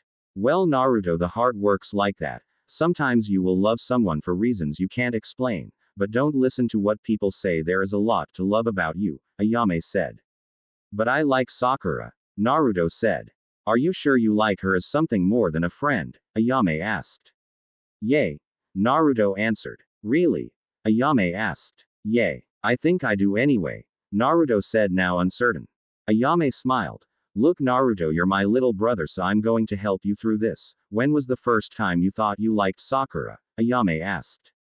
Naruto thought about it. In the academy, he said. What made you like her? Ayame asked. Well, she was the only person who would show me any kind of attention, Naruto said. Really, how did she show you attention? Ayame asked. Well, she yelled at me a lot, then she would hit me, Naruto said. Naruto, that's not attention, that's abuse, Ayame said. But, she don't do it anymore, Naruto said. Look, Naruto, what you feel for Sakura is not love, it's just friendship, Ayame said. How do you know? Naruto asked. Because if you loved her, you would talk about Sakura as much as you talk about Hinata. Over the past few months, you told me so much about Hinata that I'm starting to think you stalk her. but Sakura, all you ever tell me about her is that she keep turning you down for dates and that she spends most of her time trying to date Sasuke instead of training, Ayame said. So my feelings for Sakura was never true, Naruto asked. No, they was, but not how you think. What you had for Sakura was just a crush because she would show you attention when no one else in the academy would, but your feelings for Hinata started to grow over time as you got to know her, and you might not be in love with her yet, but you do love Hinata more than anyone else in the village, possibly even me, Ayame said. What, I could never love someone more than you, Naruto said. No, Naruto, that's a good thing. It means you're trying to grow up. Just talk to Hinata about how you feel. She will understand, Ayame said. Thanks, sister, you're the best, Naruto said. That's why I'm the older sister, Ayame said with a smile. Naruto heard laughing. I wonder if I will ever be like that with Hinata, he said, looking at a couple walking by. Ayame looked at them. You better not be. That's as my boyfriend, she said, and marched outside. Ken, she yelled. Said boy turned and looked scared as he saw Ayame. What are you doing here this early, he asked. I work here. What are you doing and who is this? She don't look like me, Ayame asked. Well, this is my cousin. Yay, that's right, my cousin, he said. Cousin? Ayame and the girl asked at the same time. Yay, cousin. Hee, Ken said nervously. Well, Ken, I would like you to meet my overprotective little brother Naruto. Naruto, meet my cheating ex-boyfriend, Ayame said. I would prefer not to meet him, Ken said. Oh, but he has been dying to meet you, Ayame said as Naruto took a step forward. Ken, I'm Naruto and this is my favorite jutsu, he said. Kage Bushin no Jutsu. 50 Narutos appeared, and those who hurt my sister get hurt by me, he said. Bye, Ken said and turned and ran away with all 50 clones chasing him. Sorry, he told me that he was still single, the girl said. Well, now he is if you still want him, Ayame said. No, I'm through with him, she said. Kurenai and Hanabi was looking at Hinata as she tried to activate her Sharingan and Byakugan at the same time. They both sighed as she failed to activate both at the same time, again. Hinata dropped back on the ground in exhaustion from trying to activate both. Hinata, don't strain yourself. You will get it eventually. You have other things you need to train in, Kurenai said. I know, but I need to learn what I can do with it, Hinata said. Hinata, I have something to tell you, Hanabi said. What's that? Hinata asked. I overheard father and grandfather talking one day. That's how I knew about the box being taken to the Uchiha compound, Hanabi said. Yay, I know that. You could have gotten Naruto-kun in a lot of trouble, Hinata said. I know, but I'm not done. Anyway, I heard father and grandfather talking, and grandfather said that they should have killed Naruto when they killed his mother, but couldn't because the Hokage was protecting Naruto, Hanabi said. Hinata and Kurenai looked at Hanabi. Are you sure that's what they said? Kurenai asked. Yes, I'm sure, Hanabi said. Father killed Naruto-kun's mother? Hinata asked. Yes, Hanabi said. Did he say what her name was? Hinata asked. Kushina, Hanabi and Kurenai said at the same time. The next day Naruto walked away from his training with Jiraiya completely second-guessing his boasts about being a Sennin or that he trained the fourth Hokage. He was walking through the forest when he noticed someone. He went to see who they was and saw the three looking at Hinata while she trained with Kurenai. Hey, why are you spying on Hinata-chan's training? Naruto yelled. Be quiet, kid, one of the three said. Stop spying on Hinata-chan, pervert, Naruto yelled, getting both Kurenai's and Hinata's attention. Whoever is there can come out now, Kurenai said. You idiot, you got us caught, the second male of the group said. I think that was his point, the kunoichi of the group said. Well, we are waiting, Kurenai said. Naruto walked out with a smug look on his face as the three ninjas followed. Hey, these perverts was spying on you, he said. I'm not a pervert, the first male said, glaring at Naruto. Then why was you spying on Hinata-chan and Kurenai-sensei? Naruto asked. It was for research, the man said. Research? Everyone asked him. Sophia and Kuro, you're supposed to be backing me up, the man said. Research? You cold have come up with a better excuse than that, Ryu, Sophia said. See, they are perverts. That's the same excuse Ero Sennin said when he was spying on the women at the bathhouse, Naruto pointed out. I'm not a pervert, Ryu growled out at Naruto. We are not believing you, Naruto said, sticking his nose in the air. Naruto-kun, I think he is telling the truth, Hinata stuttered out. Don't worry Hinata-chan, I won't let him spy on you anymore, Naruto said. Hinata eeped, just realizing he was adding chan to her name. Kurenai sighed.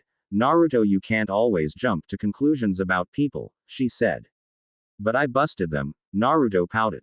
Listen to the lady and stop jumping to conclusions, brat, Ryu said. I'm not a brat, I'm the future Hokage and don't forget it, Naruto yelled. Ryu snorted. Future Hokage, what a laugh, he said. Ryu, he is just a kid, don't let him get to you, Kuro said. I'm just going to put him in his place, Ryu said. Ryu, this isn't a good idea, Sophia warned. Don't worry, I won't hurt him too bad, Ryu said, stepping towards Naruto. Kurenai stepped up. I don't know who you are, but don't take another step towards Naruto, she said. Ryu, just drop it and tell them why we are here, Sophia said. No way. She challenged me and I don't back down from a challenge, Ryu said. Well, I'm waiting, Kurenai taunted. Ryu smirked. I'm going to teach you a lesson, he said and attacked Kurenai. His attack went right through her. What the hell, Ryu said. What, can't hit me? I thought you was going to teach me a lesson, Kurenai asked in a taunting tone. Ryu, stop this before someone gets hurt, Sophia said. Ryu just ignored her. Kuro, do something, she said to the other man. Fine, Kuro said. He put his hands together. Kai, he said, expelling his chakra out, ending the genjutsu. Honestly, Ryu, how can fall for such a low-level genjutsu? He asked. What a genjutsu? How did she? When did it happen? Ryu asked, confused. I noticed it as soon as we walked out of the forest. That Kurenai lady put us in a genjutsu as soon as she noticed at us. I'm impressed, even I didn't notice it at first, Sophia said. So you let me think I was about to fight when I was in a genjutsu all that time? Ryu asked. Someone needed to knock you off your high horse, Sophia shrugged. So when did you break the genjutsu on yourselves? Ryu asked. As soon as we noticed it, Kuro said. Okay, where is the blonde brat? Ryu asked. Sophia pointed. He seems very amused by the entire thing, she said. Argue, brat, I'm going to kill you, Ryu yelled and jumped at Naruto with his katana out. Before he could reach Naruto, he was stopped by a tight grip on his wrist. Don't attack my apprentice again or I'll kill you, he heard. Ryu looked at the man and was wide-eyed. He was staring at the great Jiraiya, Toad Sage himself. He then looked around and saw Kurenai standing in front of Naruto ready to unleash whatever jutsu she was preparing at him.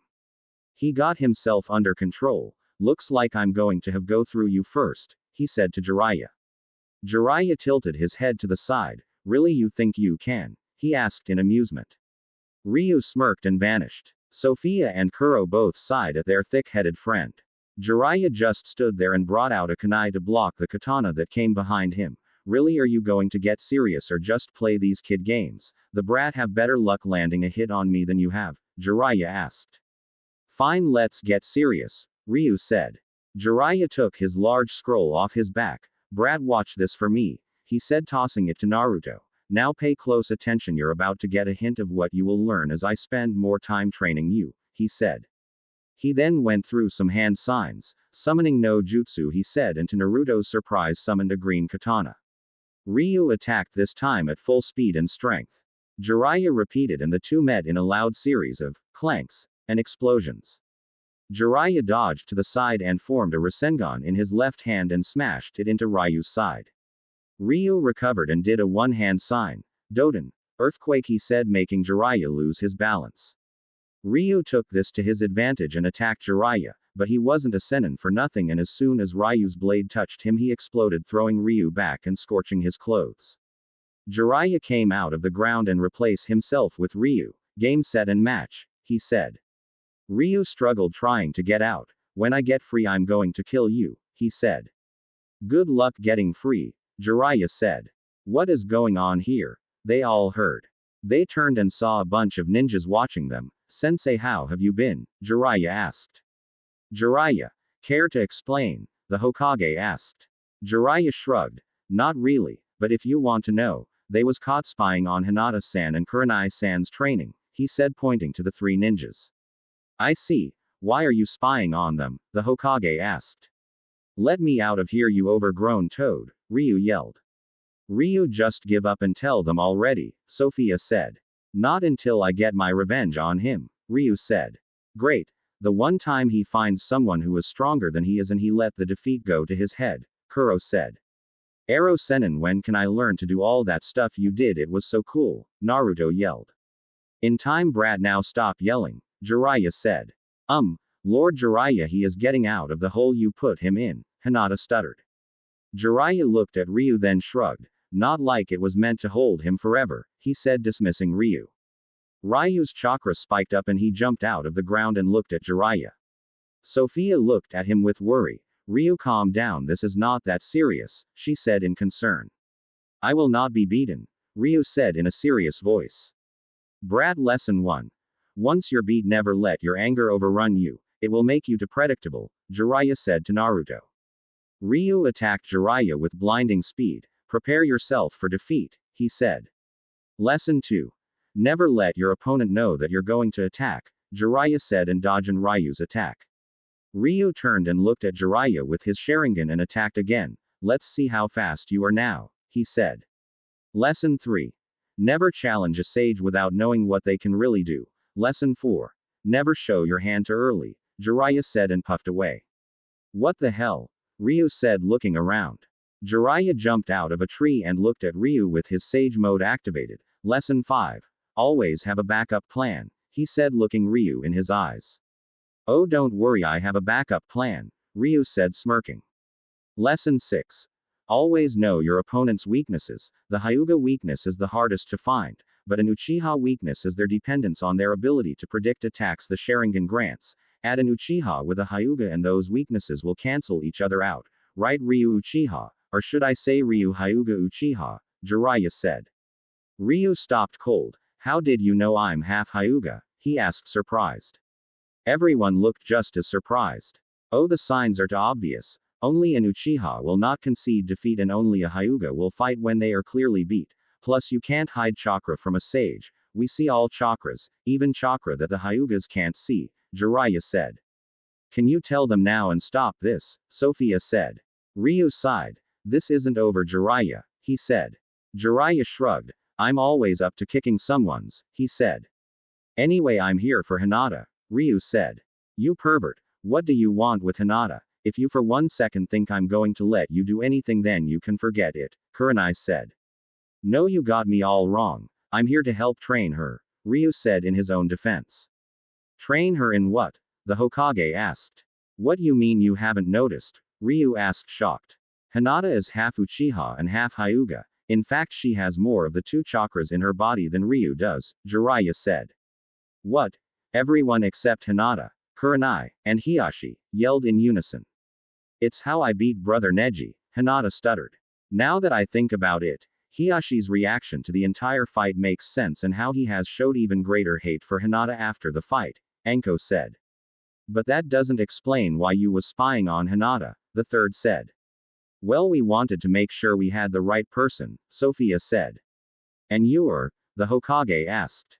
I'm Sophia. This is my boyfriend Kuro, and that's my older brother Ryu, Sophia said. Just out of curiosity, how is it possibly that no one knew about her being half Uchiha? Kuro asked. I think that can only be explained by her father, Kurenai said. That's because I sealed it away, Hiashi said in a bored tone. Sealed it away? Ryu asked. That's what I said. Her whore of a mother never told me she was an Uchiha reject, and even when I found out she still denied it, Hiashi said. So what happened to her? Kurenai asked. Hiashi shrugged. Hell if I know. For all I care, the Uchihas might have killed her, he said. You killed her? Hinata stuttered. Excuse me, are you blaming me for her death? Hiashi asked, glaring at Hinata, who hid behind Kurenai under the glare. I hate clans, Jiraiya said. You and me both, Kurenai said. Look, I'm only here to train Hinata, that's all, Ryu said. Sure, whatever. Just keep her away from my compound. She is no longer my daughter. I wipe my hands of her. She is also banned from the Hyuga compound, Hiashi said and walked away. Hinata looked devastated as she watched her father walk away. Kurenai wrapped her arms around her. Don't worry, you're always welcome to stay with me, she whispered in her ear. Hinata drew herself closer to Kurenai and started to cry. Okay, everyone clear the area. I will handle this once Hinata is able to deal with what happened, the Hokage said. Everyone cleared out besides Kurenai, Hinata, Anko, Naruto, Jiraiya, Ryu, Kuro, and Sophia. Naruto walked up to him. Kurenai-sensei, is she going to be okay? He asked. Don't worry Naruto, she will be fine. It's just being disowned is a lot harder to take than never having parents, Kurenai said. Oh, well if she ever needs anything she can always ask me, Naruto said. She knows, thank you, Kurenai said. Well I guess we can start Hinata's training now, Ryu said. Everyone looked at him, then Anko walked up and punched him in the nose. Ow, what was that for? Ryu yelled. For being an idiot. Anko yelled back and walked away. Second time today you was shown up by a kunoichi, Sophia said with humor. Shut up. Ryu said, glaring at her. Let's give Hinata a few days before we start training her, Kuro said. Fine. Ryu said. Hinata sat at the table while Kurenai cooked breakfast. How did you sleep? Kurenai asked. Good I guess, Hinata said. Want to do anything today? Kurenai asked. I guess, Hinata said. Kurenai sighed. Ever since yesterday Hinata just wasn't the same girl who brightened up her apartment every time she came over. You know I don't think Naruto will like you being like this, Kurenai said, trying to get some reaction out of her. I don't think he likes me either way, Hinata said, dejected. Kurenai sighed. At least she had some type of emotion that time, she thought. Naruto was sitting in Ichiraku's. Ayame, is the ramen ready yet? I'm so hungry, he complained. Naruto, stop acting like this, it will be ready soon, Ayame said. It's taking too long, Naruto said. Ayame rolled her eyes. Did you talk to Hina yet? She asked. Not yet, Naruto said. Well, you better hurry up and talk to her before you lose your chance, Ayame said. I'm too nervous to, Naruto said. Want me to go with you when you talk to her? Ayame asked. Would you please? Naruto asked. Of course I will, brother. We can go after you eat lunch, Ayame said. Okay, Naruto said. 15 minutes later Naruto and Ayame was walking through the village when they ran into Ken. Naruto glared at him and started to walk towards him until Ayame pulled his arm. Not now, we have things to do, little brother, she said. Naruto gave one last death glare before Ayame pulled him around the corner. They continued to walk until they reached the shopping district. Ayame spotted Tenten and Hana. Hey, have you seen Hina? Brother needs to talk to her about his feelings, she asked. Oh, Naruto likes Hina, Hana asked. Yay, but he is too nervous to talk to her, Ayame said. Don't worry, Hina already told you how she feels, Tenten said. We will help you find her, Hana said, rubbing her dog's head. They barked. Oh, lucky as Hina is in that restaurant, she said, pointing. They walked into the restaurant and sat at the table that Kurenai and Hinata was sitting at. Kurenai sent a hard look at the waiter who was walking towards Naruto that froze him in mid-step. He turned and left him be for now. She looked back at the kids. What do we owe the pleasure? She asked. Naruto-kun have something to tell Hina, Ayame said. Naruto looked nervously at Hinata and took a step back. Ayame grabbed his shoulder. Don't worry, I'm here with you, just tell her how you feel, she whispered. Thank you, he whispered back. When you're ready, Kurenai said. Naruto took a deep breath. You don't have to say anything now if you don't want to, Hinata said before he could get started. Huh? Naruto asked in surprise. Just because I told you I love you don't mean you have to rush how you feel. I know you still have a crush on Sakura, so just follow your heart. I will wait for you however long I have to, she said. Everyone just looked at Hinata in surprise and shock. Hinata, are you okay? Kurenai asked. I'm fine, Hyuga Uchiha Hybrid replied. You sure? You have been waiting for this moment since I have known you, Kurenai said. I know, but like you always said, I can't force someone to like me. I have spent so much time trying to get people to like me that I'm becoming a pushover. I'm just going to make sure that I like myself, Hinata said. Kurenai smiled. Well, I'm proud that you, she said. But I like you, at least I think I do, Naruto said. Naruto-kun, I will always love you, so don't rush your decision. This will affect your entire life. Besides, we are still friends, so we can let our friendship grow over time at its own pace, Hinata said. Well, this is unexpected. I was sure that you two would hook up, Hana said. So was I, but maybe one of us can have him if Hina don't want him, Tenten said. Let's give them a chance before one of you step in, Ayame said.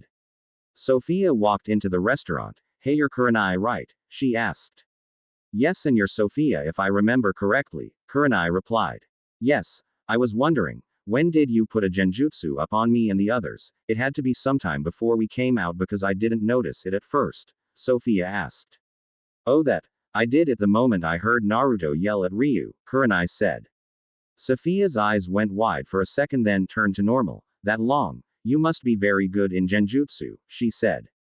I'm the genjutsu mistress of Konoha. I even have genjutsus that I created just to fight an Uchiha, Kurenai said.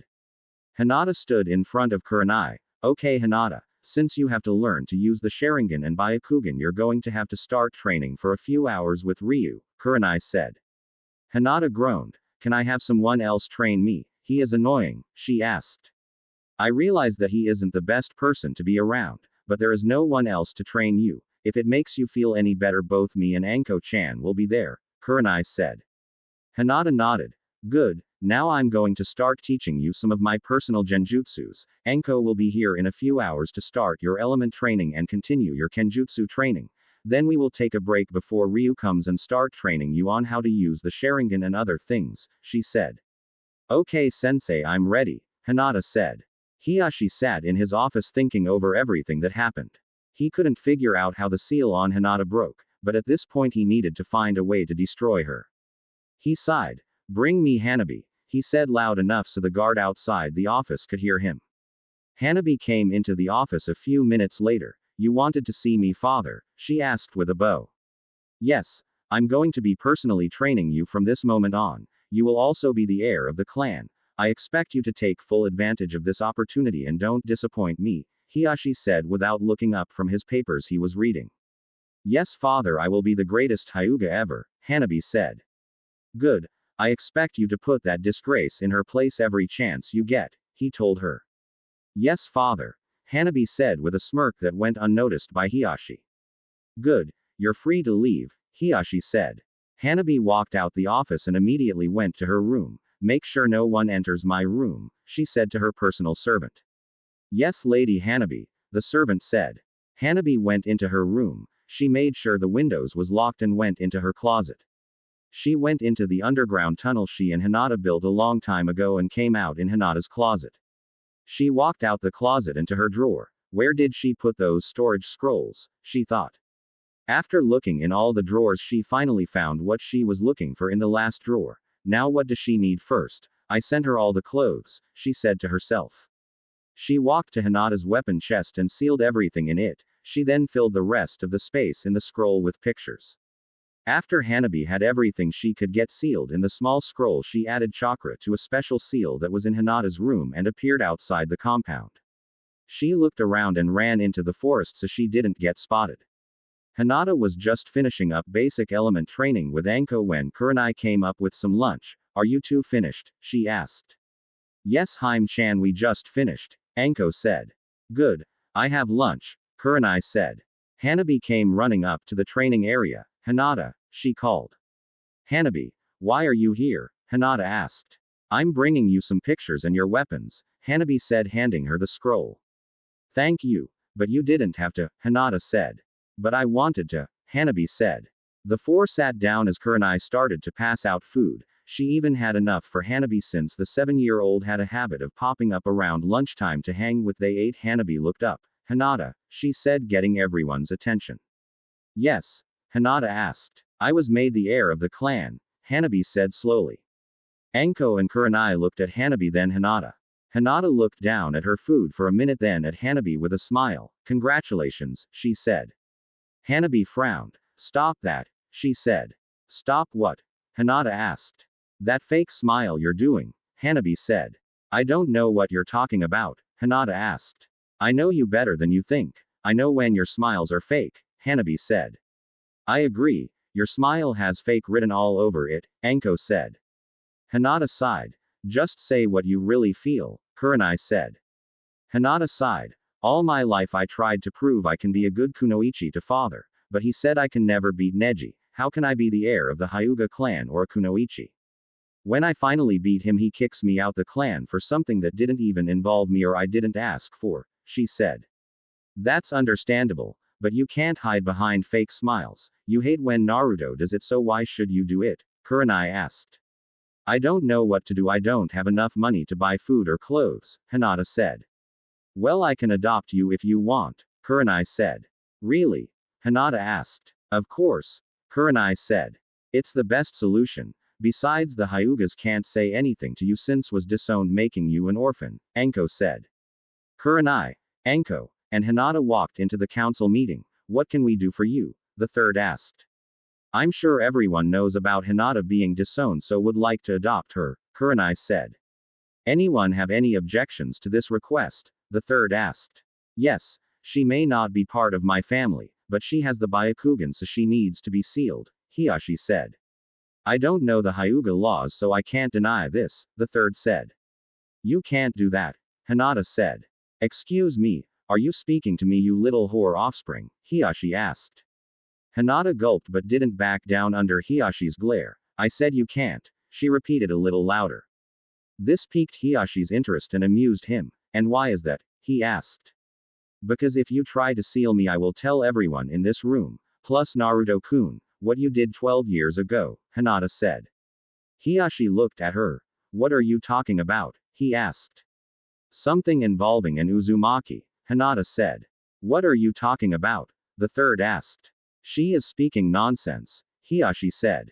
Well, Hiyashi, since you think she is bluffing on her information, are you willing to bet what she knows just to seal her? After all, her information could make you a traitor in the ninja's eyes, not to mention dramatically cut the influence the Hyuga clan has in the village, Kurenai asked.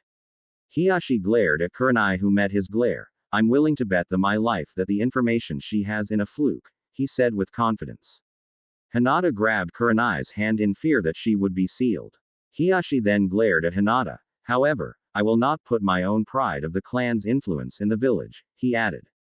I'm curious, what is this information that Hinata holds? Sume asked. Not sure, but whatever it is, it obviously has an effect on Hiyashi, so she will keep it to herself for now, Kurenai said. Sume laughed hard out loud. Never would have thought I would have seen the day that someone has some information that would make the prick back down, she said, referring to Hiyashi. Well, since there is no objections, then Kurenai will be free to adopt Hinata, the third said. Hinata was walking through the village 2 days before the final round on the exams with her new outfit. She was now wearing a long dress like Kurenai, with a fishnet under it, and long purple jacket like Anko. She had her hitai was now secured on her forehead, slightly covered by her now growing hair. She had her katana now attached to her back with anbu clips she received from Anko. Her personality changed a little also. She now walked with an air of confidence, but was still very much shy in new places or when put on the spot. She also had Anko-like tendencies when dealing with people she didn't like, but thought every action through before making a move, something she took from Kurenai. To both Anko and Kurenai's delight, she didn't pick up any habits from Ryu, but did pick up Sophia's playful attitude and Naruto's pranking attitude to a certain extent. As she thought about the hectic month that just passed, she couldn't help but smile as Naruto tried his hardest to get to know her better, often making a complete fool of himself and making her laughing at him. He also had this habit of embarrassing her the most situations because of his kid-like behavior. She turned a corner and walked right into the blonde who was invading her thoughts and blushed hard. She mentally frowned. Of all the habits to lose and receive, being nervous around my future husband was the one that had to stay, she thought. Hinata-chan. Naruto voiced out with concern, breaking her out of her mental rant. Sorry, Naruto-kun, she replied. Naruto gave his patient goofy smile. Don't be sorry, I wasn't watching where I was going. You're not hurt, are you? He asked. No, I'm fine, Hinata replied. Oh, well, I'm glad we ran into each other, although I wish I didn't fall on the ground. Sister Ayame just cleaned my jacket, Naruto said with a fake pout. Hinata giggled. And did I mention he can always make me laugh? She thought. Don't worry, Naruto-kun, I will clean it for you later if you want me to, she said. That's okay, Hinata-chan. Hey, I was wondering if you would Naruto gulped. You see, I'm going to Ichiraku ramen and well. He looked at the ground. If you're not busy, that is, would you? He stopped again. Hinata always had the patience to wait however long she was needed to whenever it involved her Naruto-kun, but at the current time she didn't. Why? Because she knew what he was going to ask and couldn't wait to go on the date he was trying to ask her for. Just say it, Naruto-kun, or we both will stand here and miss our lunch, she said with a little giddiness in her voice. Naruto gulped. Right, Hinata, will you go with me to Ichiraku Ramen? He asked. Hinata frowned. Is that really what you want to ask me? She asked. Well, he stopped again. Naruto-kun, just ask, I promise nothing bad will happen, Hinata said. Will you go on a date with me to Ichiraku Ramen? He asked. Of course I will, Hinata said happily and grabbed his arm, leaning her head on his shoulder as he led her to the restaurant. Hina and our brother finally got together, Ayame said once she saw the two walk in the restaurant with Hinata leaning on his shoulder. Hinata smiled a huge victory smile, signally she finally got her first date. Nice to see you too, Ayame, she said. So my littlest brother finally grew up, Hana said with a teasing tone. Naruto stuck his tongue out at her. Why don't you go bother Kiba or something? He asked. And miss your first date? I don't think so, Hana said, returning the tongue back at him with her own. Can we just order some food? Naruto asked. Hinata walked into Neji's hospital room. How are you? She asked. Not like you care, Neji replied with hate. If I didn't care I wouldn't be here, or I wouldn't have came to visit you every day while you was still unconscious, Hinata retorted. Neji glared at her. What do you want? He asked. Thought you might want to know that the final round is tomorrow. I bought you a ticket. If you come is your own decision, but don't bother paying me back, Hinata told him. What, so you're here to gloat by buying me a ticket? I don't need your sympathy for anything, Neji said coldly to her.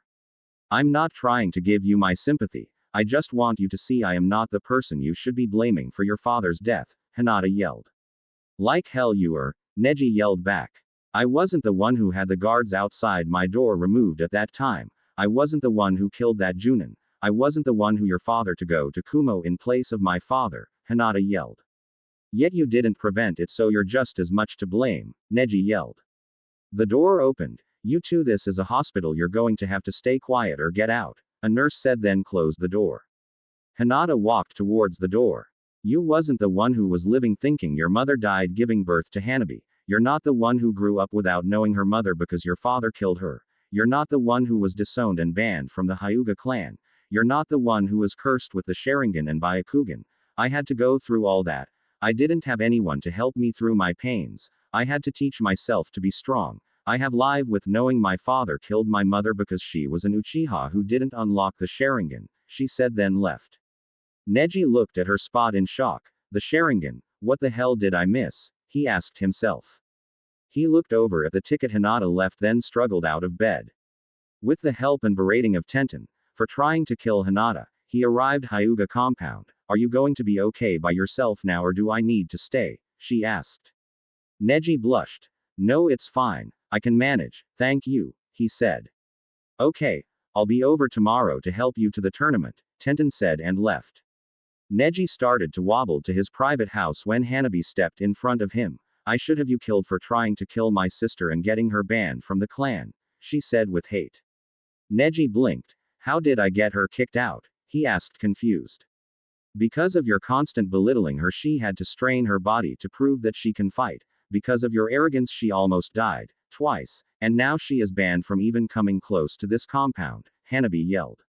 I didn't do that. She is the one who didn't stay down, Neji said in his own defense. You sparred with her a million times. You know how stubborn she is. You knew she wouldn't give up. Instead of letting her tire herself out, you tried to kill her, Hanabi yelled. Hanabi. Neji was cut off. I don't want to hear it. You better hope Hinata can survive on her own, because if anything happens to her, I will order you to be stripped of your position as a shinobi and have you moved into the stalls where you will clean after the horses every day until you die, Hanabi hissed out and shoved the shocked teen out of her way and walked out the gate. Everyone who was in the final round except Sasuke, who was somewhere with Kakashi still, Hinata who no one was able to find, and Dosu who was found dead was standing in the arena. Kurenai looked around. Where the hell is Anko and Hinata? She asked out loud. Don't worry Kurenai, I'm sure they will be here soon, Asuma said, getting closer to the said Junin. Asuma, if you try anything during this tournament, I won't stop Anko from castrating you, Kurenai warned. Damn overprotective Kunoichis, Asuma mumbled. I heard that. Stop talking about my Haim-chan, Kurenai said in Anko's defense. Okay, thanks everyone for coming to Konoha for the final round of the Chunin exams. This round will be one-on-one matches until one is unable to continue, Hayate said.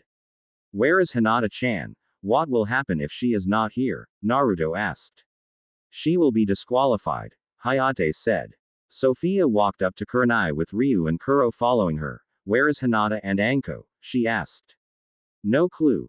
They should have been here. I can't let Anko do anything without her bending the rules for herself, Kurenai said. I heard that. Anko's voice came from behind them. Anko, where was you? Is Hinata with you? Kurenai asked. Calm down, Haim-chan. Hinata is here, and she was doing a test for Manda. She is the newest snake wielder, Anko said. Should we start the plan when Gaara match starts? Someone asked. No, we'll give you the signal. There is a rumor that someone else in this village is stronger than Sasuke, another voice said. Okay, but it's more than likely the Kyuubi brat, the first voice said. Yes, I have to find Sasuke and give him my newest seal. If it works like it's supposed to, he will wipe through these exams with no problem, the second voice said. Look, the first fight is ending. Even when he has his fight won, Shikamaru is too lazy to take victory, the first voice said. Yes, I'll be back, the first voice said and vanished. Sasuke was running to the spot he was supposed to meet Kakashi at when someone dropped in front of him. What's the rush, Sasuke-kun? He asked. Sasuke looked at him. You're that Orochimaru guy. Why are you here? He asked. Oh, you remember. I just want to give you a gift, one of extraordinary power. If you accept this gift, your power will multiply threefold, Orochimaru said. What is the gift exactly? Sasuke asked. Just a seal. You will feel no pain or anything. Once your body accepts the seal, it will immediately start to multiply you chakra, Orochimaru said. How long will this take? Sasuke asked. Not long, Orochimaru said. I will accept your gift, Sasuke said. Okay, for the third match, will Sasuke Uchiha and Hinata Uehi come to the arena? Hayate asked. There was a bunch of whispers going around about who exactly Hinata Uehi was, since everyone knew Kurenai didn't have any kids and no one knew about Hinata being disowned. Hinata calmly walked to the arena and stood in front of Hayate. Where is the Uchiha? She asked after a while. No clue, but he has 30 seconds to get here, Hayate said. Hinata, you're a disgrace to the Hyuga clan, a random Hyuga yelled. Hinata and Hayate both looked over to where the voice came from. Hinata made a one-hand sign, but before she could add chakra to it, the Hyuga was screaming in pain. Hinata looked around and saw Hanabi behind a pillar waving at her while holding the same one-hand sign that Hinata was holding. Hinata smiled and waved back. The wind picked up around Hinata and Hayate, then leaves started to fall and Kakashi and Sasuke appeared in the middle of it all. Sorry if we kept you. I lost track of time on the open road, Kakashi said. Hayate's sweat dropped while Hinata just stared. He is an elite Junin. I hope Naruto-kun's lateness don't be to this extent, or at least come up with better excuses, she thought. Hayate cleared his throat. Right, well, please leave the area, Kakashi, he said. Did Naruto win his match? Sasuke asked. He didn't have his match yet, his match is after yours, Hayate said. Sasuke smirked. Dobi, don't lose your match, I want to be the one who defeats you, he said. Don't overlook your opponent, Sasuke. A lot of ninjas have died that way, Hayate said. Yay. Let's just start so I can put this failure in her place, Sasuke said, activating his Sharingan. Hinata activated her Byakugan. I'm ready, she said. Begin, Hayate said, jumping out of the way. Go, Hinata-chan, Naruto yelled from the waiting box. Sasuke pulled out 2 kunais and threw them at Hinata. Kaden, great fire dragon, he called out. The dragon came straight at Hinata, then went up in the air and came down from above her. Kaden, Hinata called out just as the dragon was about to hit her, to the surprise of everyone in the stadium. Hinata stopped spinning as the fire jutsu ran out of chakra and stood looking at Sasuke unharmed. Is that the best you can do? She asked with an Anko-like smile and confidence. Sasuke gave his patient Uchiha smirk. I'm just seeing what your limit is, he said. Hinata vanished with her newly developed speed and kicked at Sasuke's head. He blocked and kicked at Hinata, sending her back a few steps. Hinata smiled. You got your first and last hit on me, she said. What makes you think that? Sasuke asked. Simple, you can't catch me, Hinata said and ran at Sasuke with surprising speeds and planted her palm in his stomach. Sasuke screamed out in pain. Gyuken hurts, doesn't it? She asked in a voice laced with sarcasm. She pushed him away from her and kicked him in the face, making him flip into the wall. Hinata stood up and straightened out her coat.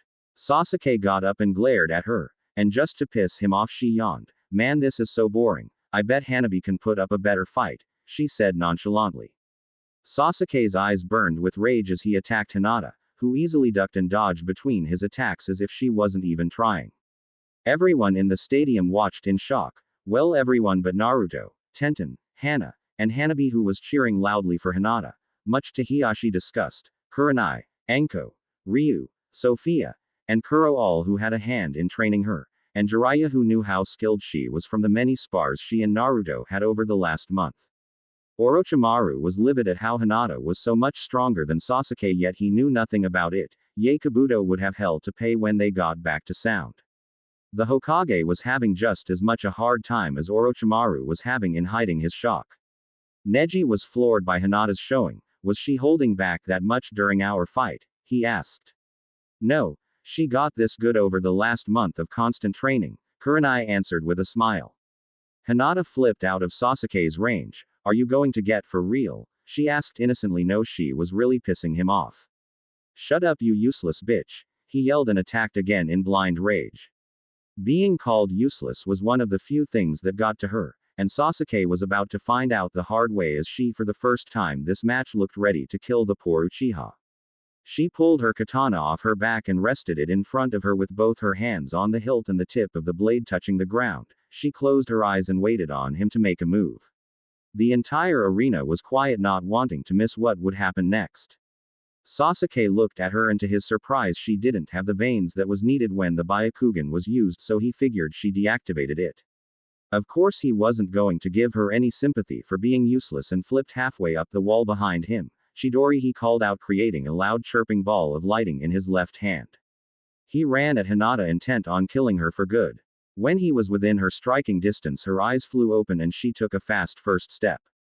The next thing most of the people in the stadium saw was Hinata standing behind Sasuke with her katana stretched out to the right side of her body as if she sliced him in half. They looked at Sasuke and his Chidori slowly went out and he fell face first on the ground. Hinata returned her katana to its sheath and walked away. Genma walked out. Winner. He was cut off. I'm not done, Sasuke said as he slowly got to his knees. Hinata looked back at him. You can't beat me, give up, she said. I said I'm not done with you, Sasuke said as he started to release the chakra from the seal he received from Orochimaru. What the hell is that? Hinata asked. My secret weapon. You are going to pay, Sasuke said. Hinata watched as the markings covered Sasuke's body. That seal looks familiar, she said out loud. That's the same seal I got from Orochimaru, Anko yelled. That means he is in the village, Kurenai said. Kakashi did at any time you happened to separate from Sasuke during your training, Jiraiya asked. Yay, once. Right before we came to the arena, I wanted to see how fast he had gotten and we raced to the gate, Kakashi said. That must have been when Orochimaru put the seal on him, Jiraiya said. What does this seal do? Sophia asked. Basically it makes you stronger, but it also implants Orochimaru's will into you and you will become one of his brainless pets, Anko explained. Sounds horrible, Sophia said. Trust me, it's much worse than it sounds, Anko said. Hinata got back into her fighting stance. How is this one seal making him this much stronger? Was he holding back that entire time? She wondered out loud to herself.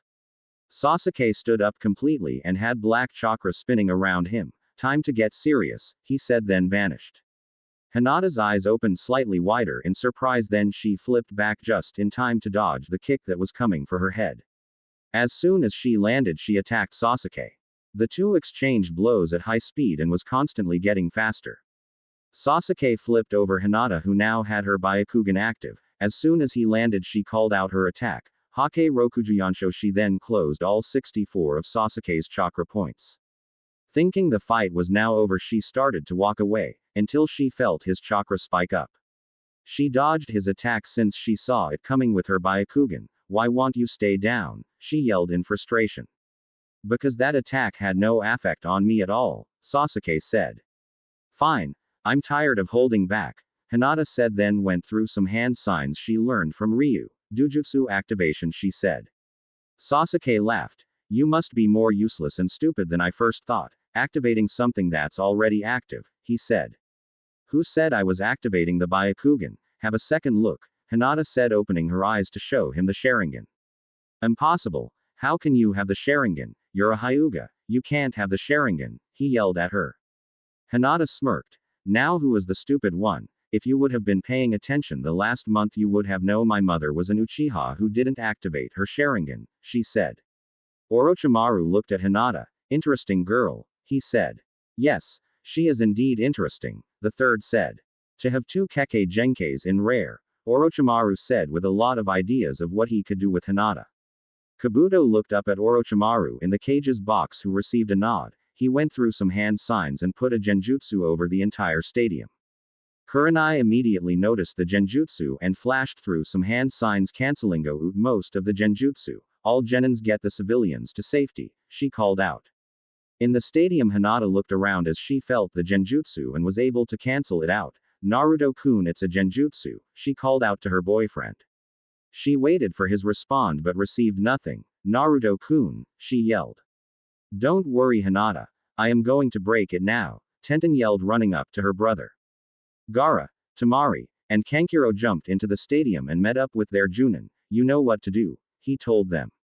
The three ran up the side of the stadium and towards the middle of the village.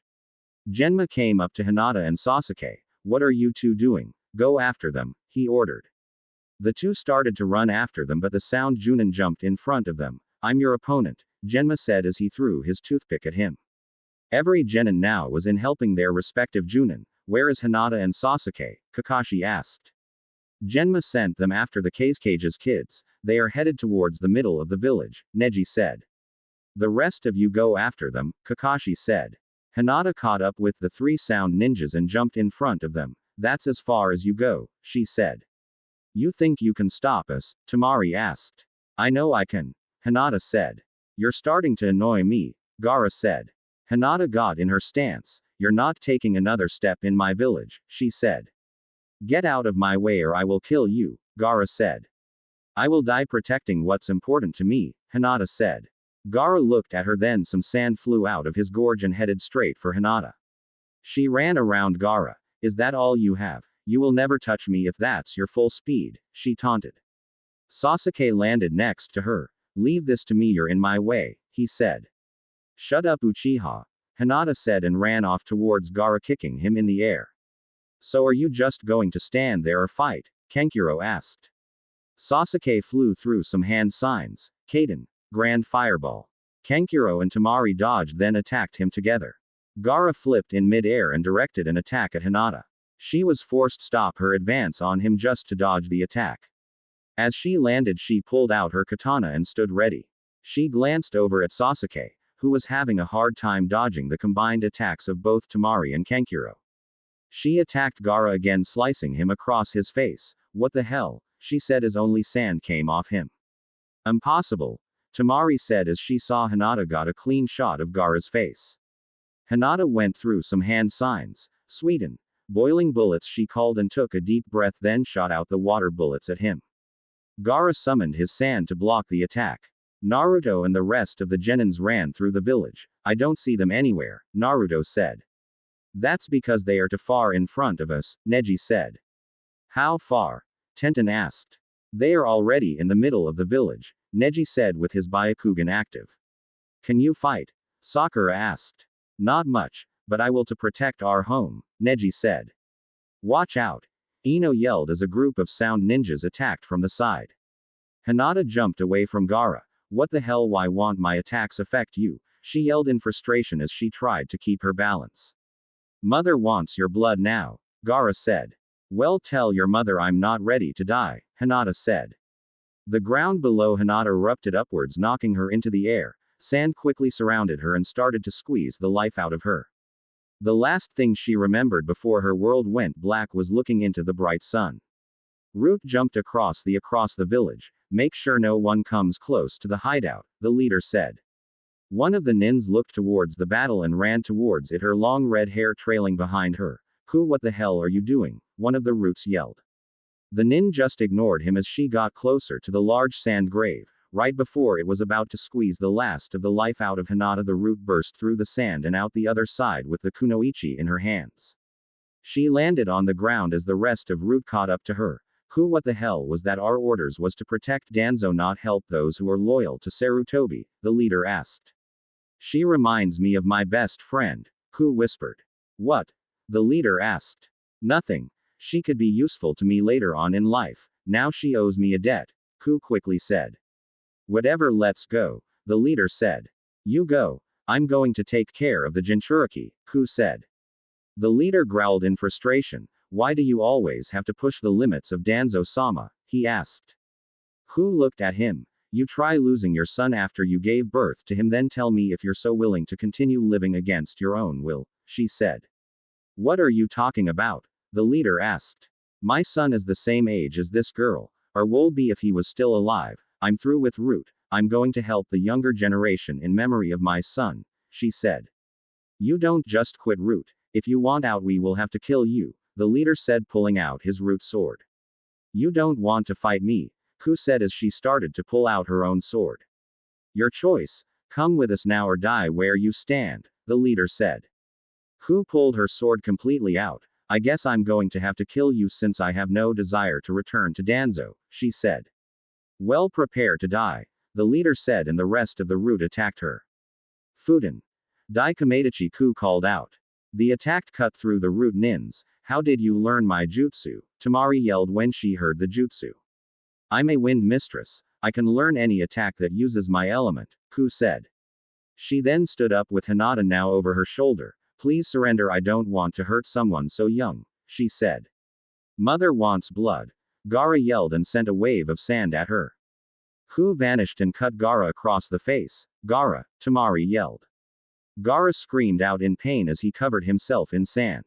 By this time Neji, Tenten, Naruto, Lee, Sakura, Ino, Hiba, Shino, Shikamaru, and Choji came to the area. What happened to Hinata? Tenten asked. She is unconscious, Ku answered. Where is Sasuke? Naruto asked. Looks like he was beaten unconscious by those two, Neji said. Just then a sand arm shot out the sphere of sand towards them. Everyone jumped out the way in time except Naruto, who was stuck to the wall. Hey, let me out, he yelled. All the genin's sweat dropped at him. Ku laughed. What's so funny? Ino asked. He is a lot like I was when I was a genin, she said. Get me down, Naruto yelled while trying to force his way down. The sand around Gara dropped to show him looking like a mini Shukaku. I will kill everyone, he said. Let me out, Naruto yelled. The only way to free him is by defeating Mai in battle, Gara said. Kankuro, get back, Tamari said. Right, Kankuro said and followed her away from Gara. Naruto continued to try and force his way out when his world went black. So you finally came, he heard. Who's there? Naruto asked, looking around. Try opening your eyes, he heard. Naruto looked at where the voice came from. You're Kyuubi, he asked. Correct, Kyuubi said. Give me your power, Naruto demanded. Kyuubi gave a loud rumbling laugh. I like you. You are different than any human I have ever met, it said. Look, I don't know why you're in here and not dead like you should be, but I do know that unless you give me your power we both will die, Naruto said. Want to know how I came to be sealed in here? I'll tell you. Your Yondaime Hokage sealed me in here. Very stupid if you ask me, Kyuubi said. Why? Because it prevents you from destroying everyone, Naruto asked. Kyuubi looked at Naruto. If I want to kill everyone I would have. This puny seal can't keep me locked away, it said. Then why haven't you gotten free yet? Naruto asked. Because if I break the seal by force you will die. I can't bring myself to kill a child for my own freedom, so I waited until you came to see me to make a deal, Kyuubi said. Naruto looked shocked by this. A deal? What kind of deal? He asked. Kyuubi looked at him again. Have you ever had anyone close to you die or be controlled against your will? Naruto looked confused by the question. No, he said. Then you don't know what led me to attack your village. I didn't attack for fun like everyone is saying. My kits was killed only days after they was born. Then Madara Uchiha came to my den with his damned Sharingan and used it to control me to attack the village, Kyuubi said. I'm sorry for your loss, Naruto said. Don't be. I'm a demon, I don't need your sympathy, Kyuubi said. Okay. Can I ask you something? He asked. Sure, Kyuubi said. Are you girl or boy? Naruto asked. Kyuubi laughed. You're the first to ever ask me that. I thought it was obvious, it said. Naruto looked confused again. You look like any other kitsune I have ever seen, he said. Kyuubi lifted its leg. How about now, it asked. Naruto blushed. So you're a girl, he said. Correct, she said. Well, how do I get out of here? Naruto asked. Not so fast. If you leave you will die, Kyuubi said. My friends are getting hurt, I have to do something to help, Naruto yelled. I know, and stop yelling, I have sensitive ears, and this is where my deal comes into play, Kyuubi said. Okay. What's your deal? Naruto asked. I will let you borrow my power when you need it, but you have to allow me to share your senses and promise me on your life that you will kill Madara for what he did to my family, she said. Naruto thought about it. Deal, he finally said. Good. I will guide you on certain things when you're stuck. Now get out of here, Kyuubi said, and used her chakra to force him out. Naruto opened his eyes and saw the rest of the genins he was with try and fight Gaara, but none of them was having any effect on him. Naruto, get ready, he heard Kyuubi. Before he could respond, he exploded with red chakra and blew the S and claw that was holding him. Everyone in the area turned and looked at Naruto when they felt the huge spike in chakra. Naruto dropped to the ground with his red chakra spinning around him. He looked at Gaara with red eyes and black slit eyes. He had one tail swinging behind him. Remember, the longer you're in this state, the more damage it does to your body, Kyuubi said. Naruto vanished and punched Gaara, sending him flying back. Gaara roared and attacked Naruto. A sand shuriken went flying at Naruto, who went through some hand signs, and a Kaden shuriken came from Naruto, going right through the sand shuriken and hitting Gaara. Gaara fell from the top of the Shukaku and bounced on the ground. Naruto walked towards him. If you ever harm my friends again, I will kill you, he said. Stay away from me, Gaara yelled. Don't harm my friends again, Naruto said. Naruto, you need to get to the old man or he will die, Kyuubi said. Naruto looked towards where the third was fighting Orochimaru and took off. Everyone looked at him. What the hell was that? Ino asked. That was Naruto. He has Kyuubi sealed in him, Kurenai said. What, I thought the fourth killed him, Sakura said. We don't have time for this. We need to go after him, Kurenai said as she jumped off. Naruto arrived at the fight and saw the barrier.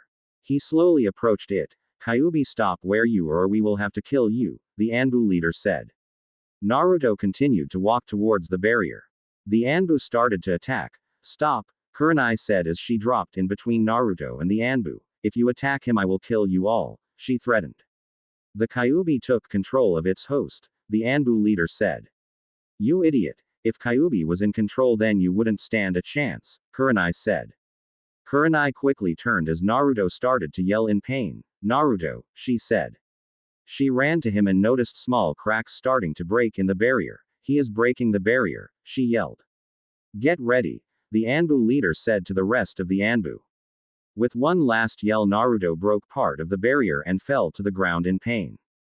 Kurenai immediately picked him up and jumped away from the barrier as Kakashi, Guy, Asuma, and the Anbu ran into the barrier. Kakashi ran towards Orochimaru. Chidori, he called out. Orochimaru jumped out of the way, but was hit in the leg by the attack. The rest of the group all ran behind Kakashi and went through hand signs to prepare the next attack. Orochimaru jumped back. Let's go, he said, and left before anyone had the chance to attack again. The Hokage dropped to one knee. Lord Hokage, the Anbu said, and ran to his side. We need to get him to the hospital, along with Naruto and Hinata, Kakashi said as he picked the Hokage up. A week later, Kurenai walked into the hospital to visit Naruto and Hinata, but was stopped by some yelling. Why is he in the prisoner section of the hospital? She heard someone yell. He is a danger and needs Anbu watch. Who knows what he will do if left by himself, the doctor yelled back. Kurenai walked around the corner just in time to see the same masked kunoichi who brought Hinata to the hospital giving off a wave of chakra sending it all towards the doctor. She was impressed that the doctor hasn't fainted yet. The kunoichi grabbed the doctor by the shirt and slammed him into the wall, creating cracks around his body. If it wasn't for him, this village would have been destroyed by the sand Jinchuriki. If it wasn't for him, your precious Hokage would be dead. If it wasn't for him, you would be dead, she said angrily. I understand that, but I can't allow him to have a normal room, the doctor said. This pissed of the kunoichi even more. You will put him back in the room he was placed in when he was brought here, and you will do it now or I will kill you myself. Do I make myself clear? She asked while trying, but failing to control her anger. Kurenai, who had already figured out who they was talking about, approached him. Please release the doctor. He can't do anything while you're strangling him to death, she said. The kunoichi looked at her, then dropped the doctor. You have 5 minutes to put him back in his room or I will be looking for you, she said. Once the doctor ran off, Kurenai turned to her. Why are you so upset about this? I know he shouldn't be moved, but why kill a doctor over it? You could have simply moved him back yourself, she asked. He shouldn't have been moved in the first place, the kunoichi said. I know, but why did you get so upset? Is he a friend of yours? Kurenai asked. No, I don't even know his name, the kunoichi said. Kurenai looked at her. You mean you don't even know who he is, yet you're ready to kill a doctor for him? She asked. I can't explain it, but I have a feeling that I should know him, the kunoichi said. I see. What's your name? Kurenai asked. I'm called Ku. I forgot my name, the kunoichi said sadly. Forgot your name? Kurenai asked. Yay. I woke up one day in the hospital 12 years ago and couldn't remember anything. I was told my name was Ku, but I'm starting to have doubts about that, Ku said. Why are you having doubts? Kurenai asked. I have my reasons, was all she said. I understand I won't pry any further, but if you ever want to talk you can come to me, Kurenai said. What's your name? Ku asked. Kurenai. She replied. Nice to meet you, Kurenai, Ku said. Do you always wear that mask? Kurenai asked. When I'm in public I do. I'm going to see that boy, Ku said and started to walk away. She noticed she was being followed and sped up. The person sped up with her. She turned a corner and stopped. Why are you following me? She demanded. Who says I'm following you? We just happen to be going the same way, Kurenai said. Stop following me, Ku said, then took off again. She walked into Naruto's room. Are you woke? She asked. Yay. Do I know you? Naruto asked weakly. No, she said as she entered the room. So why are you here? You're not going to try and kill me for having Kyuubi sealed in me, are you? He asked. No, she said. Well, why are you here? He asked. Ku sat by his bed. Have your parents visited you? She asked. Naruto gave her a look that he didn't want to answer that question. Sorry, I shouldn't have asked that. It's not my place to know or not, she said. You still didn't tell me why you're here, Naruto pointed out. I really don't know why I came. I guess it's cause you have the Kyuubi IU and I thought you could use the company, Ku said. I don't need your sympathy, Naruto said. Naruto, she is in a lot of pain, Kyuubi said. Is she hurt from the war? Naruto asked. No, not that kind of pain. I mean pain from the heart, Kyuubi said. Oh, Naruto said. I assume you was talking to Kyuubi, Ku asked. What does it matter? Naruto asked.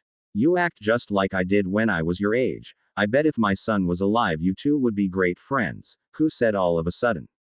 What happened to him? Naruto asked. He died the day he was born. Since you have Kyuubi in you, that means you was born the same day he was, Ku said. Oh, sorry to hear, Naruto said. Don't be. His memory lives on with me, Ku said. Ku and Naruto sat there in silence for a minute before Ku removed her mask.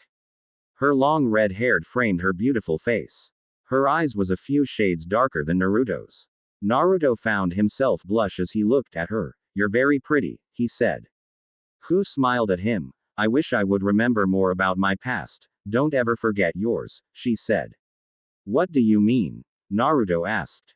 There is a gap between when I became a Junin and my son died. No matter how hard I try, I can't remember anything from that time period. My family's name was also wiped from my memory. I can't even remember my own name, Ku said.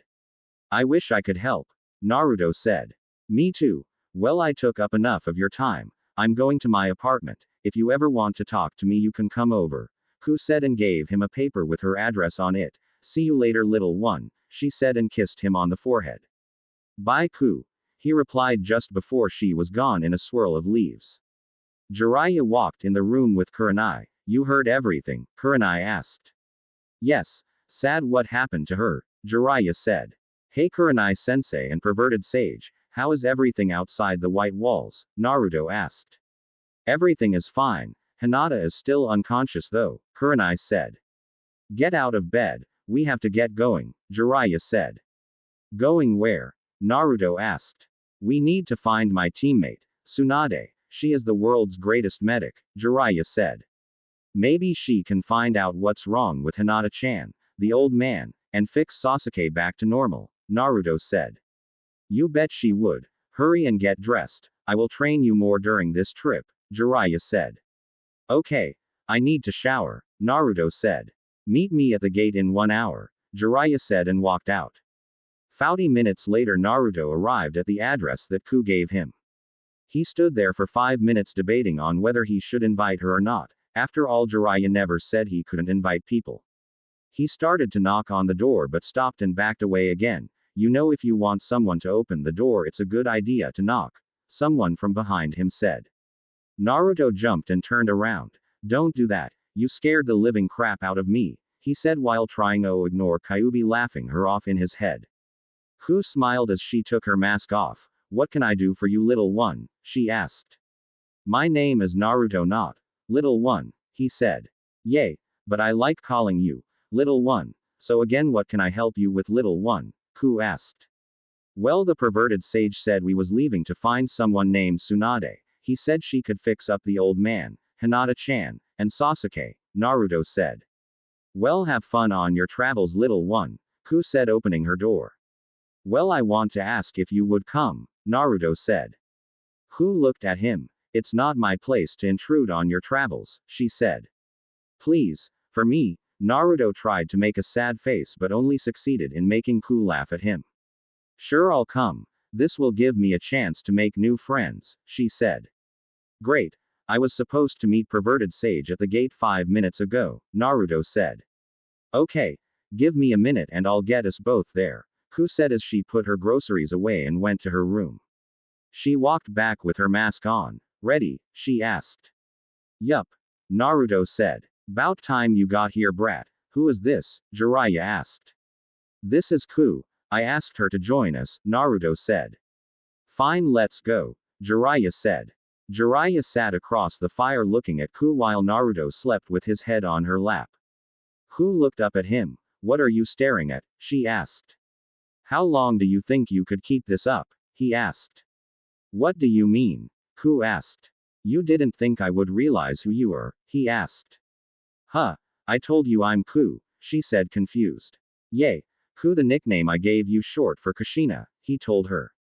You gave me that nickname, maybe you. Ku was cut off. You know, I don't care what you was doing, all I want to know is what's so damn important that you abandoned your own son for 12 years, he asked. What? My son is dead, Ku said in shock. Who are you kidding? Look at him, he is exactly like you in every way except looks and gender, Jiraiya said. Ku looked down at him. Impossible. Danzo said he was dead. I even attended his funeral, she whispered. Danzo? Jiraiya asked as his sharp ears caught what she said. I have to go, Ku said and gently pulled Naruto off her and got up to run. Wait, the brat asked you to come, now you're going to run away again, Jiraiya asked. Ku ran away from the campsite and curled up by a tree while trying to clear her head. What he said can't be true. My son died. I saw him dead, she told herself, but as she kept saying it, she believed it less and less herself. She stayed next to the tree all night as she tried to sleep, but couldn't because of all the things she saw her new friend going through kept giving her nightmares. Naruto woke up and looked around. Perverted sage, where is Ku? He asked. She said she had some things to take care of, Jiraiya lied. Oh, should we wait? Naruto asked. No, she said she would catch up, Jiraiya lied again. Oh, I hope she catches up fast, Naruto said. Let's go, brat. the first thing you're going to learn is how to do is the Rasengan, Jiraiya said. Who walked through the forest with no destination in mind? I'm starting to think about the little one a lot lately, she said to herself. Oh great, now I'm talking to myself, she said. She took a deep breath after a while. Okay Ku, you can handle this, just take it slow, she encouraged herself. She started to walk back towards where she left Naruto and Jiraiya. What do I remember? Anything that can help me? She asked herself. As she walked, she stopped as she remembered one thing from the when Danzo told her about her son being dead, something that until now she always skipped over when she had dreams about this. Danzo has the Sharingan. I need to find the perverted sage, she said and took off running. Jiraiya stopped just as they was about to enter the largest supplier of tea in the entire Fire Country. Perverted sage, why are we stopping? Naruto asked. We just found Tsunade, he said.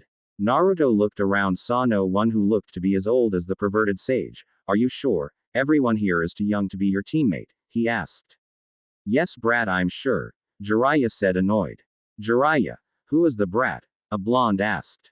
Hey lady, maybe you can help. We are looking for this lady named Tsunade. Do you know her? Naruto asked.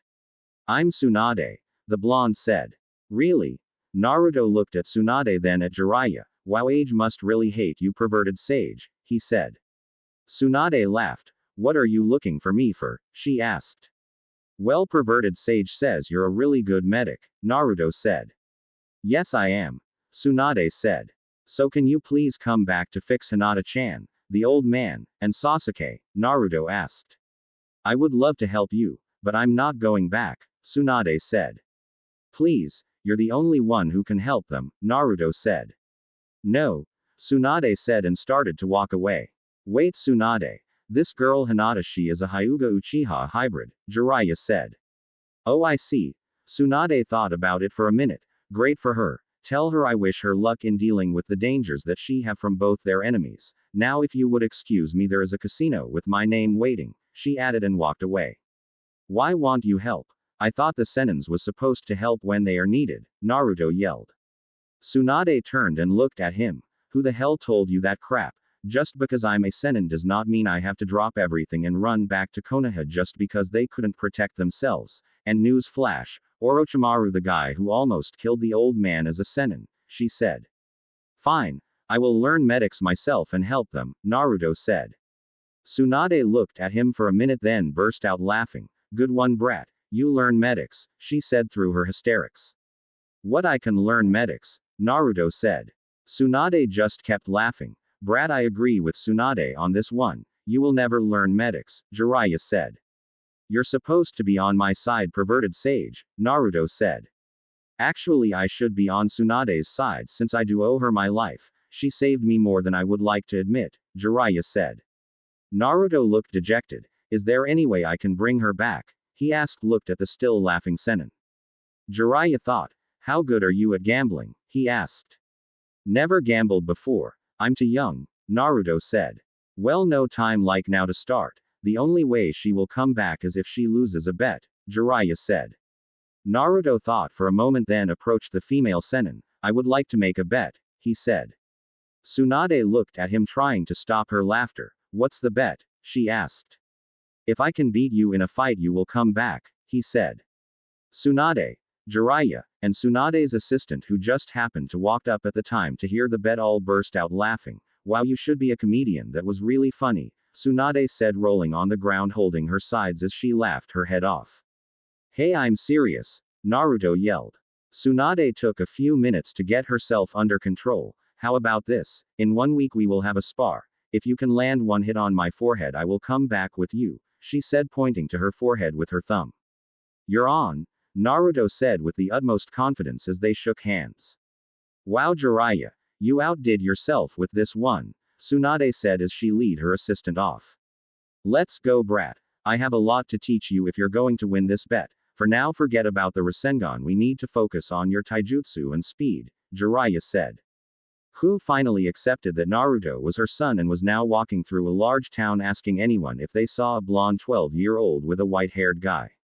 As she continued to look for them she mentally berated herself for being this caught up with her thoughts that she lost sight of them. It's been a week since they split up and she was no closer to them now than when she started looking for them.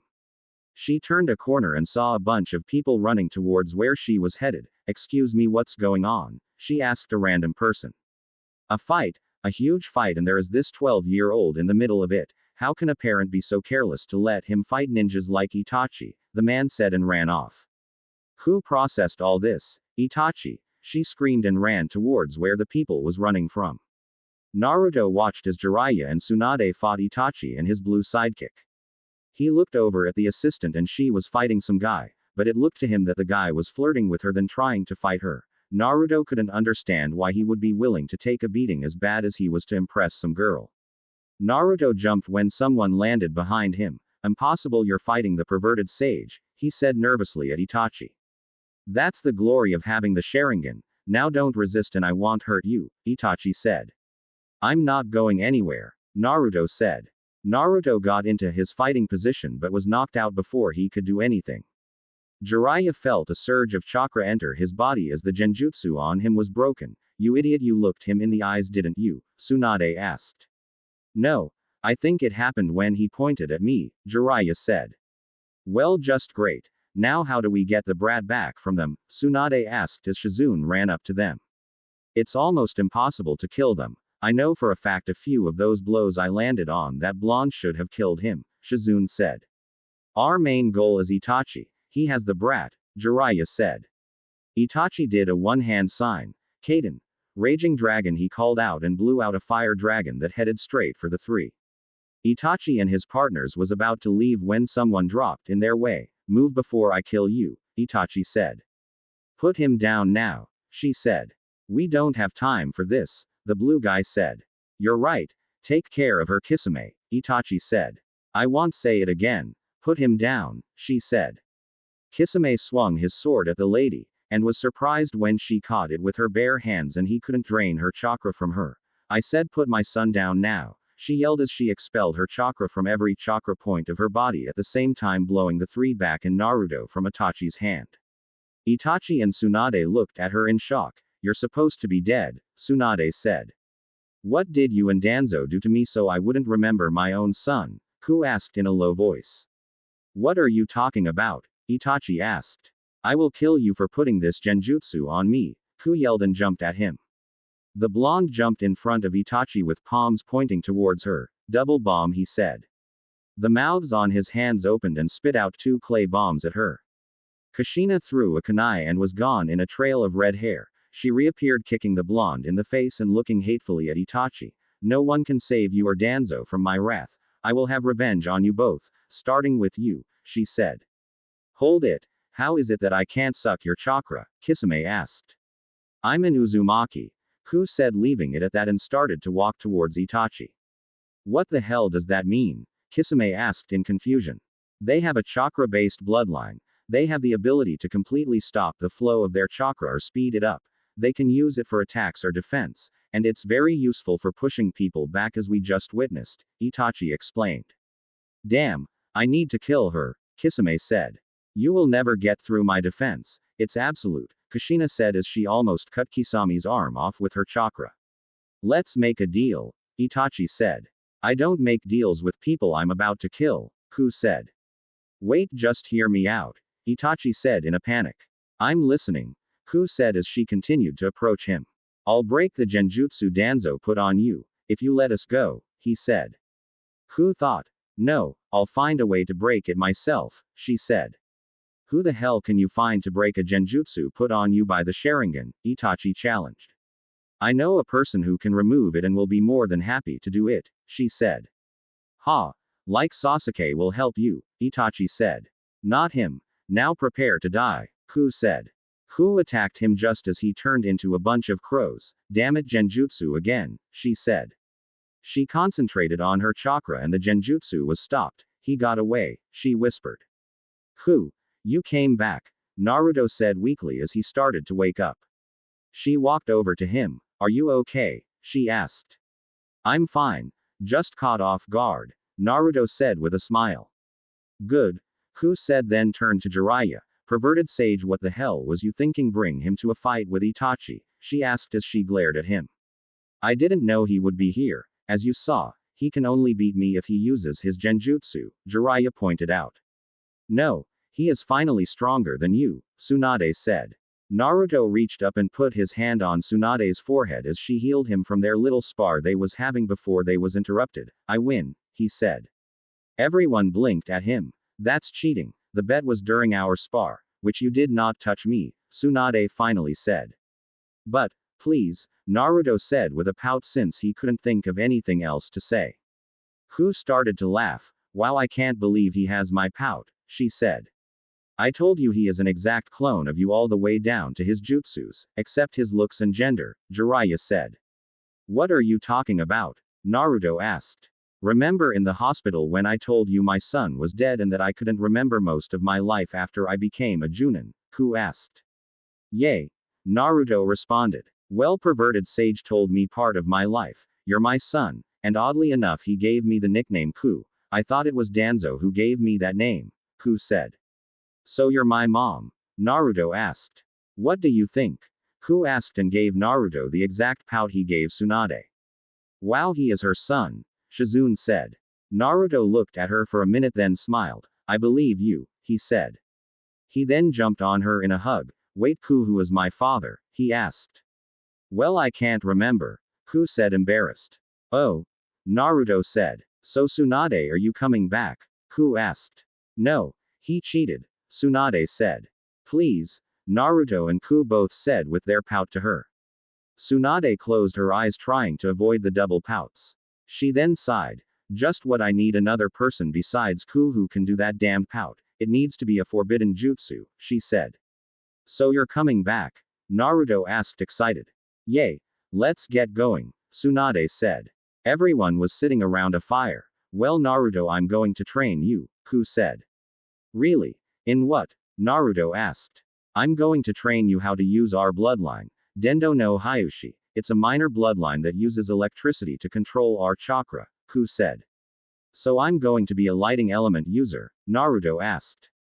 Yes, but that may not be your main element. I'm a wind mistress and have learned to use my lighting and water elements with ease, Ku said. Oh, so I can have two elements, Naruto asked. Yay. Now the first thing we have to do is get you to get the basic understanding of lighting. If you're a natural lighting user it will be easy. If you're like me you will have a hard time catching on until you have your other element under control, Ku said. Before you start, why not find out what his main element is? Jiraiya asked, pulling out a piece of chakra paper. And you just happen to have that with you? Tsunade asked. Jiraiya shrugged as Naruto took the paper. Just push a little of your chakra into the paper, Ku said. Naruto did as told and the paper first split in half, then one half rippled up while the other got soggy. I'm starting to think that we are destined to be connected no matter what anyone does, Ku said as she looked at the paper. I'm not surprised that his elements are the same as yours. He is like you in every other way, Jiraiya said. My son is also my twin, Ku said with amusement. So mom, how do I train my wind element? Naruto asked. Ku quickly looked at him. What did you call me? She asked. Mom, isn't that what someone called their mother? Naruto asked. Ku just looked at him in shock. Yes, brat, it's just she wasn't prepared for that. Being called mom the first time have this affect of every mother, Tsunade explained. How would you know? You don't have any kids, Jiraiya asked. I'm the best medic in history, you idiot, Tsunade said. Ku picked Naruto in a hug. He called me mom, she said happily while spinning him around. The two senins and Junin watched with a smile on their face. Mom, I'm getting dizzy, Naruto said after a while.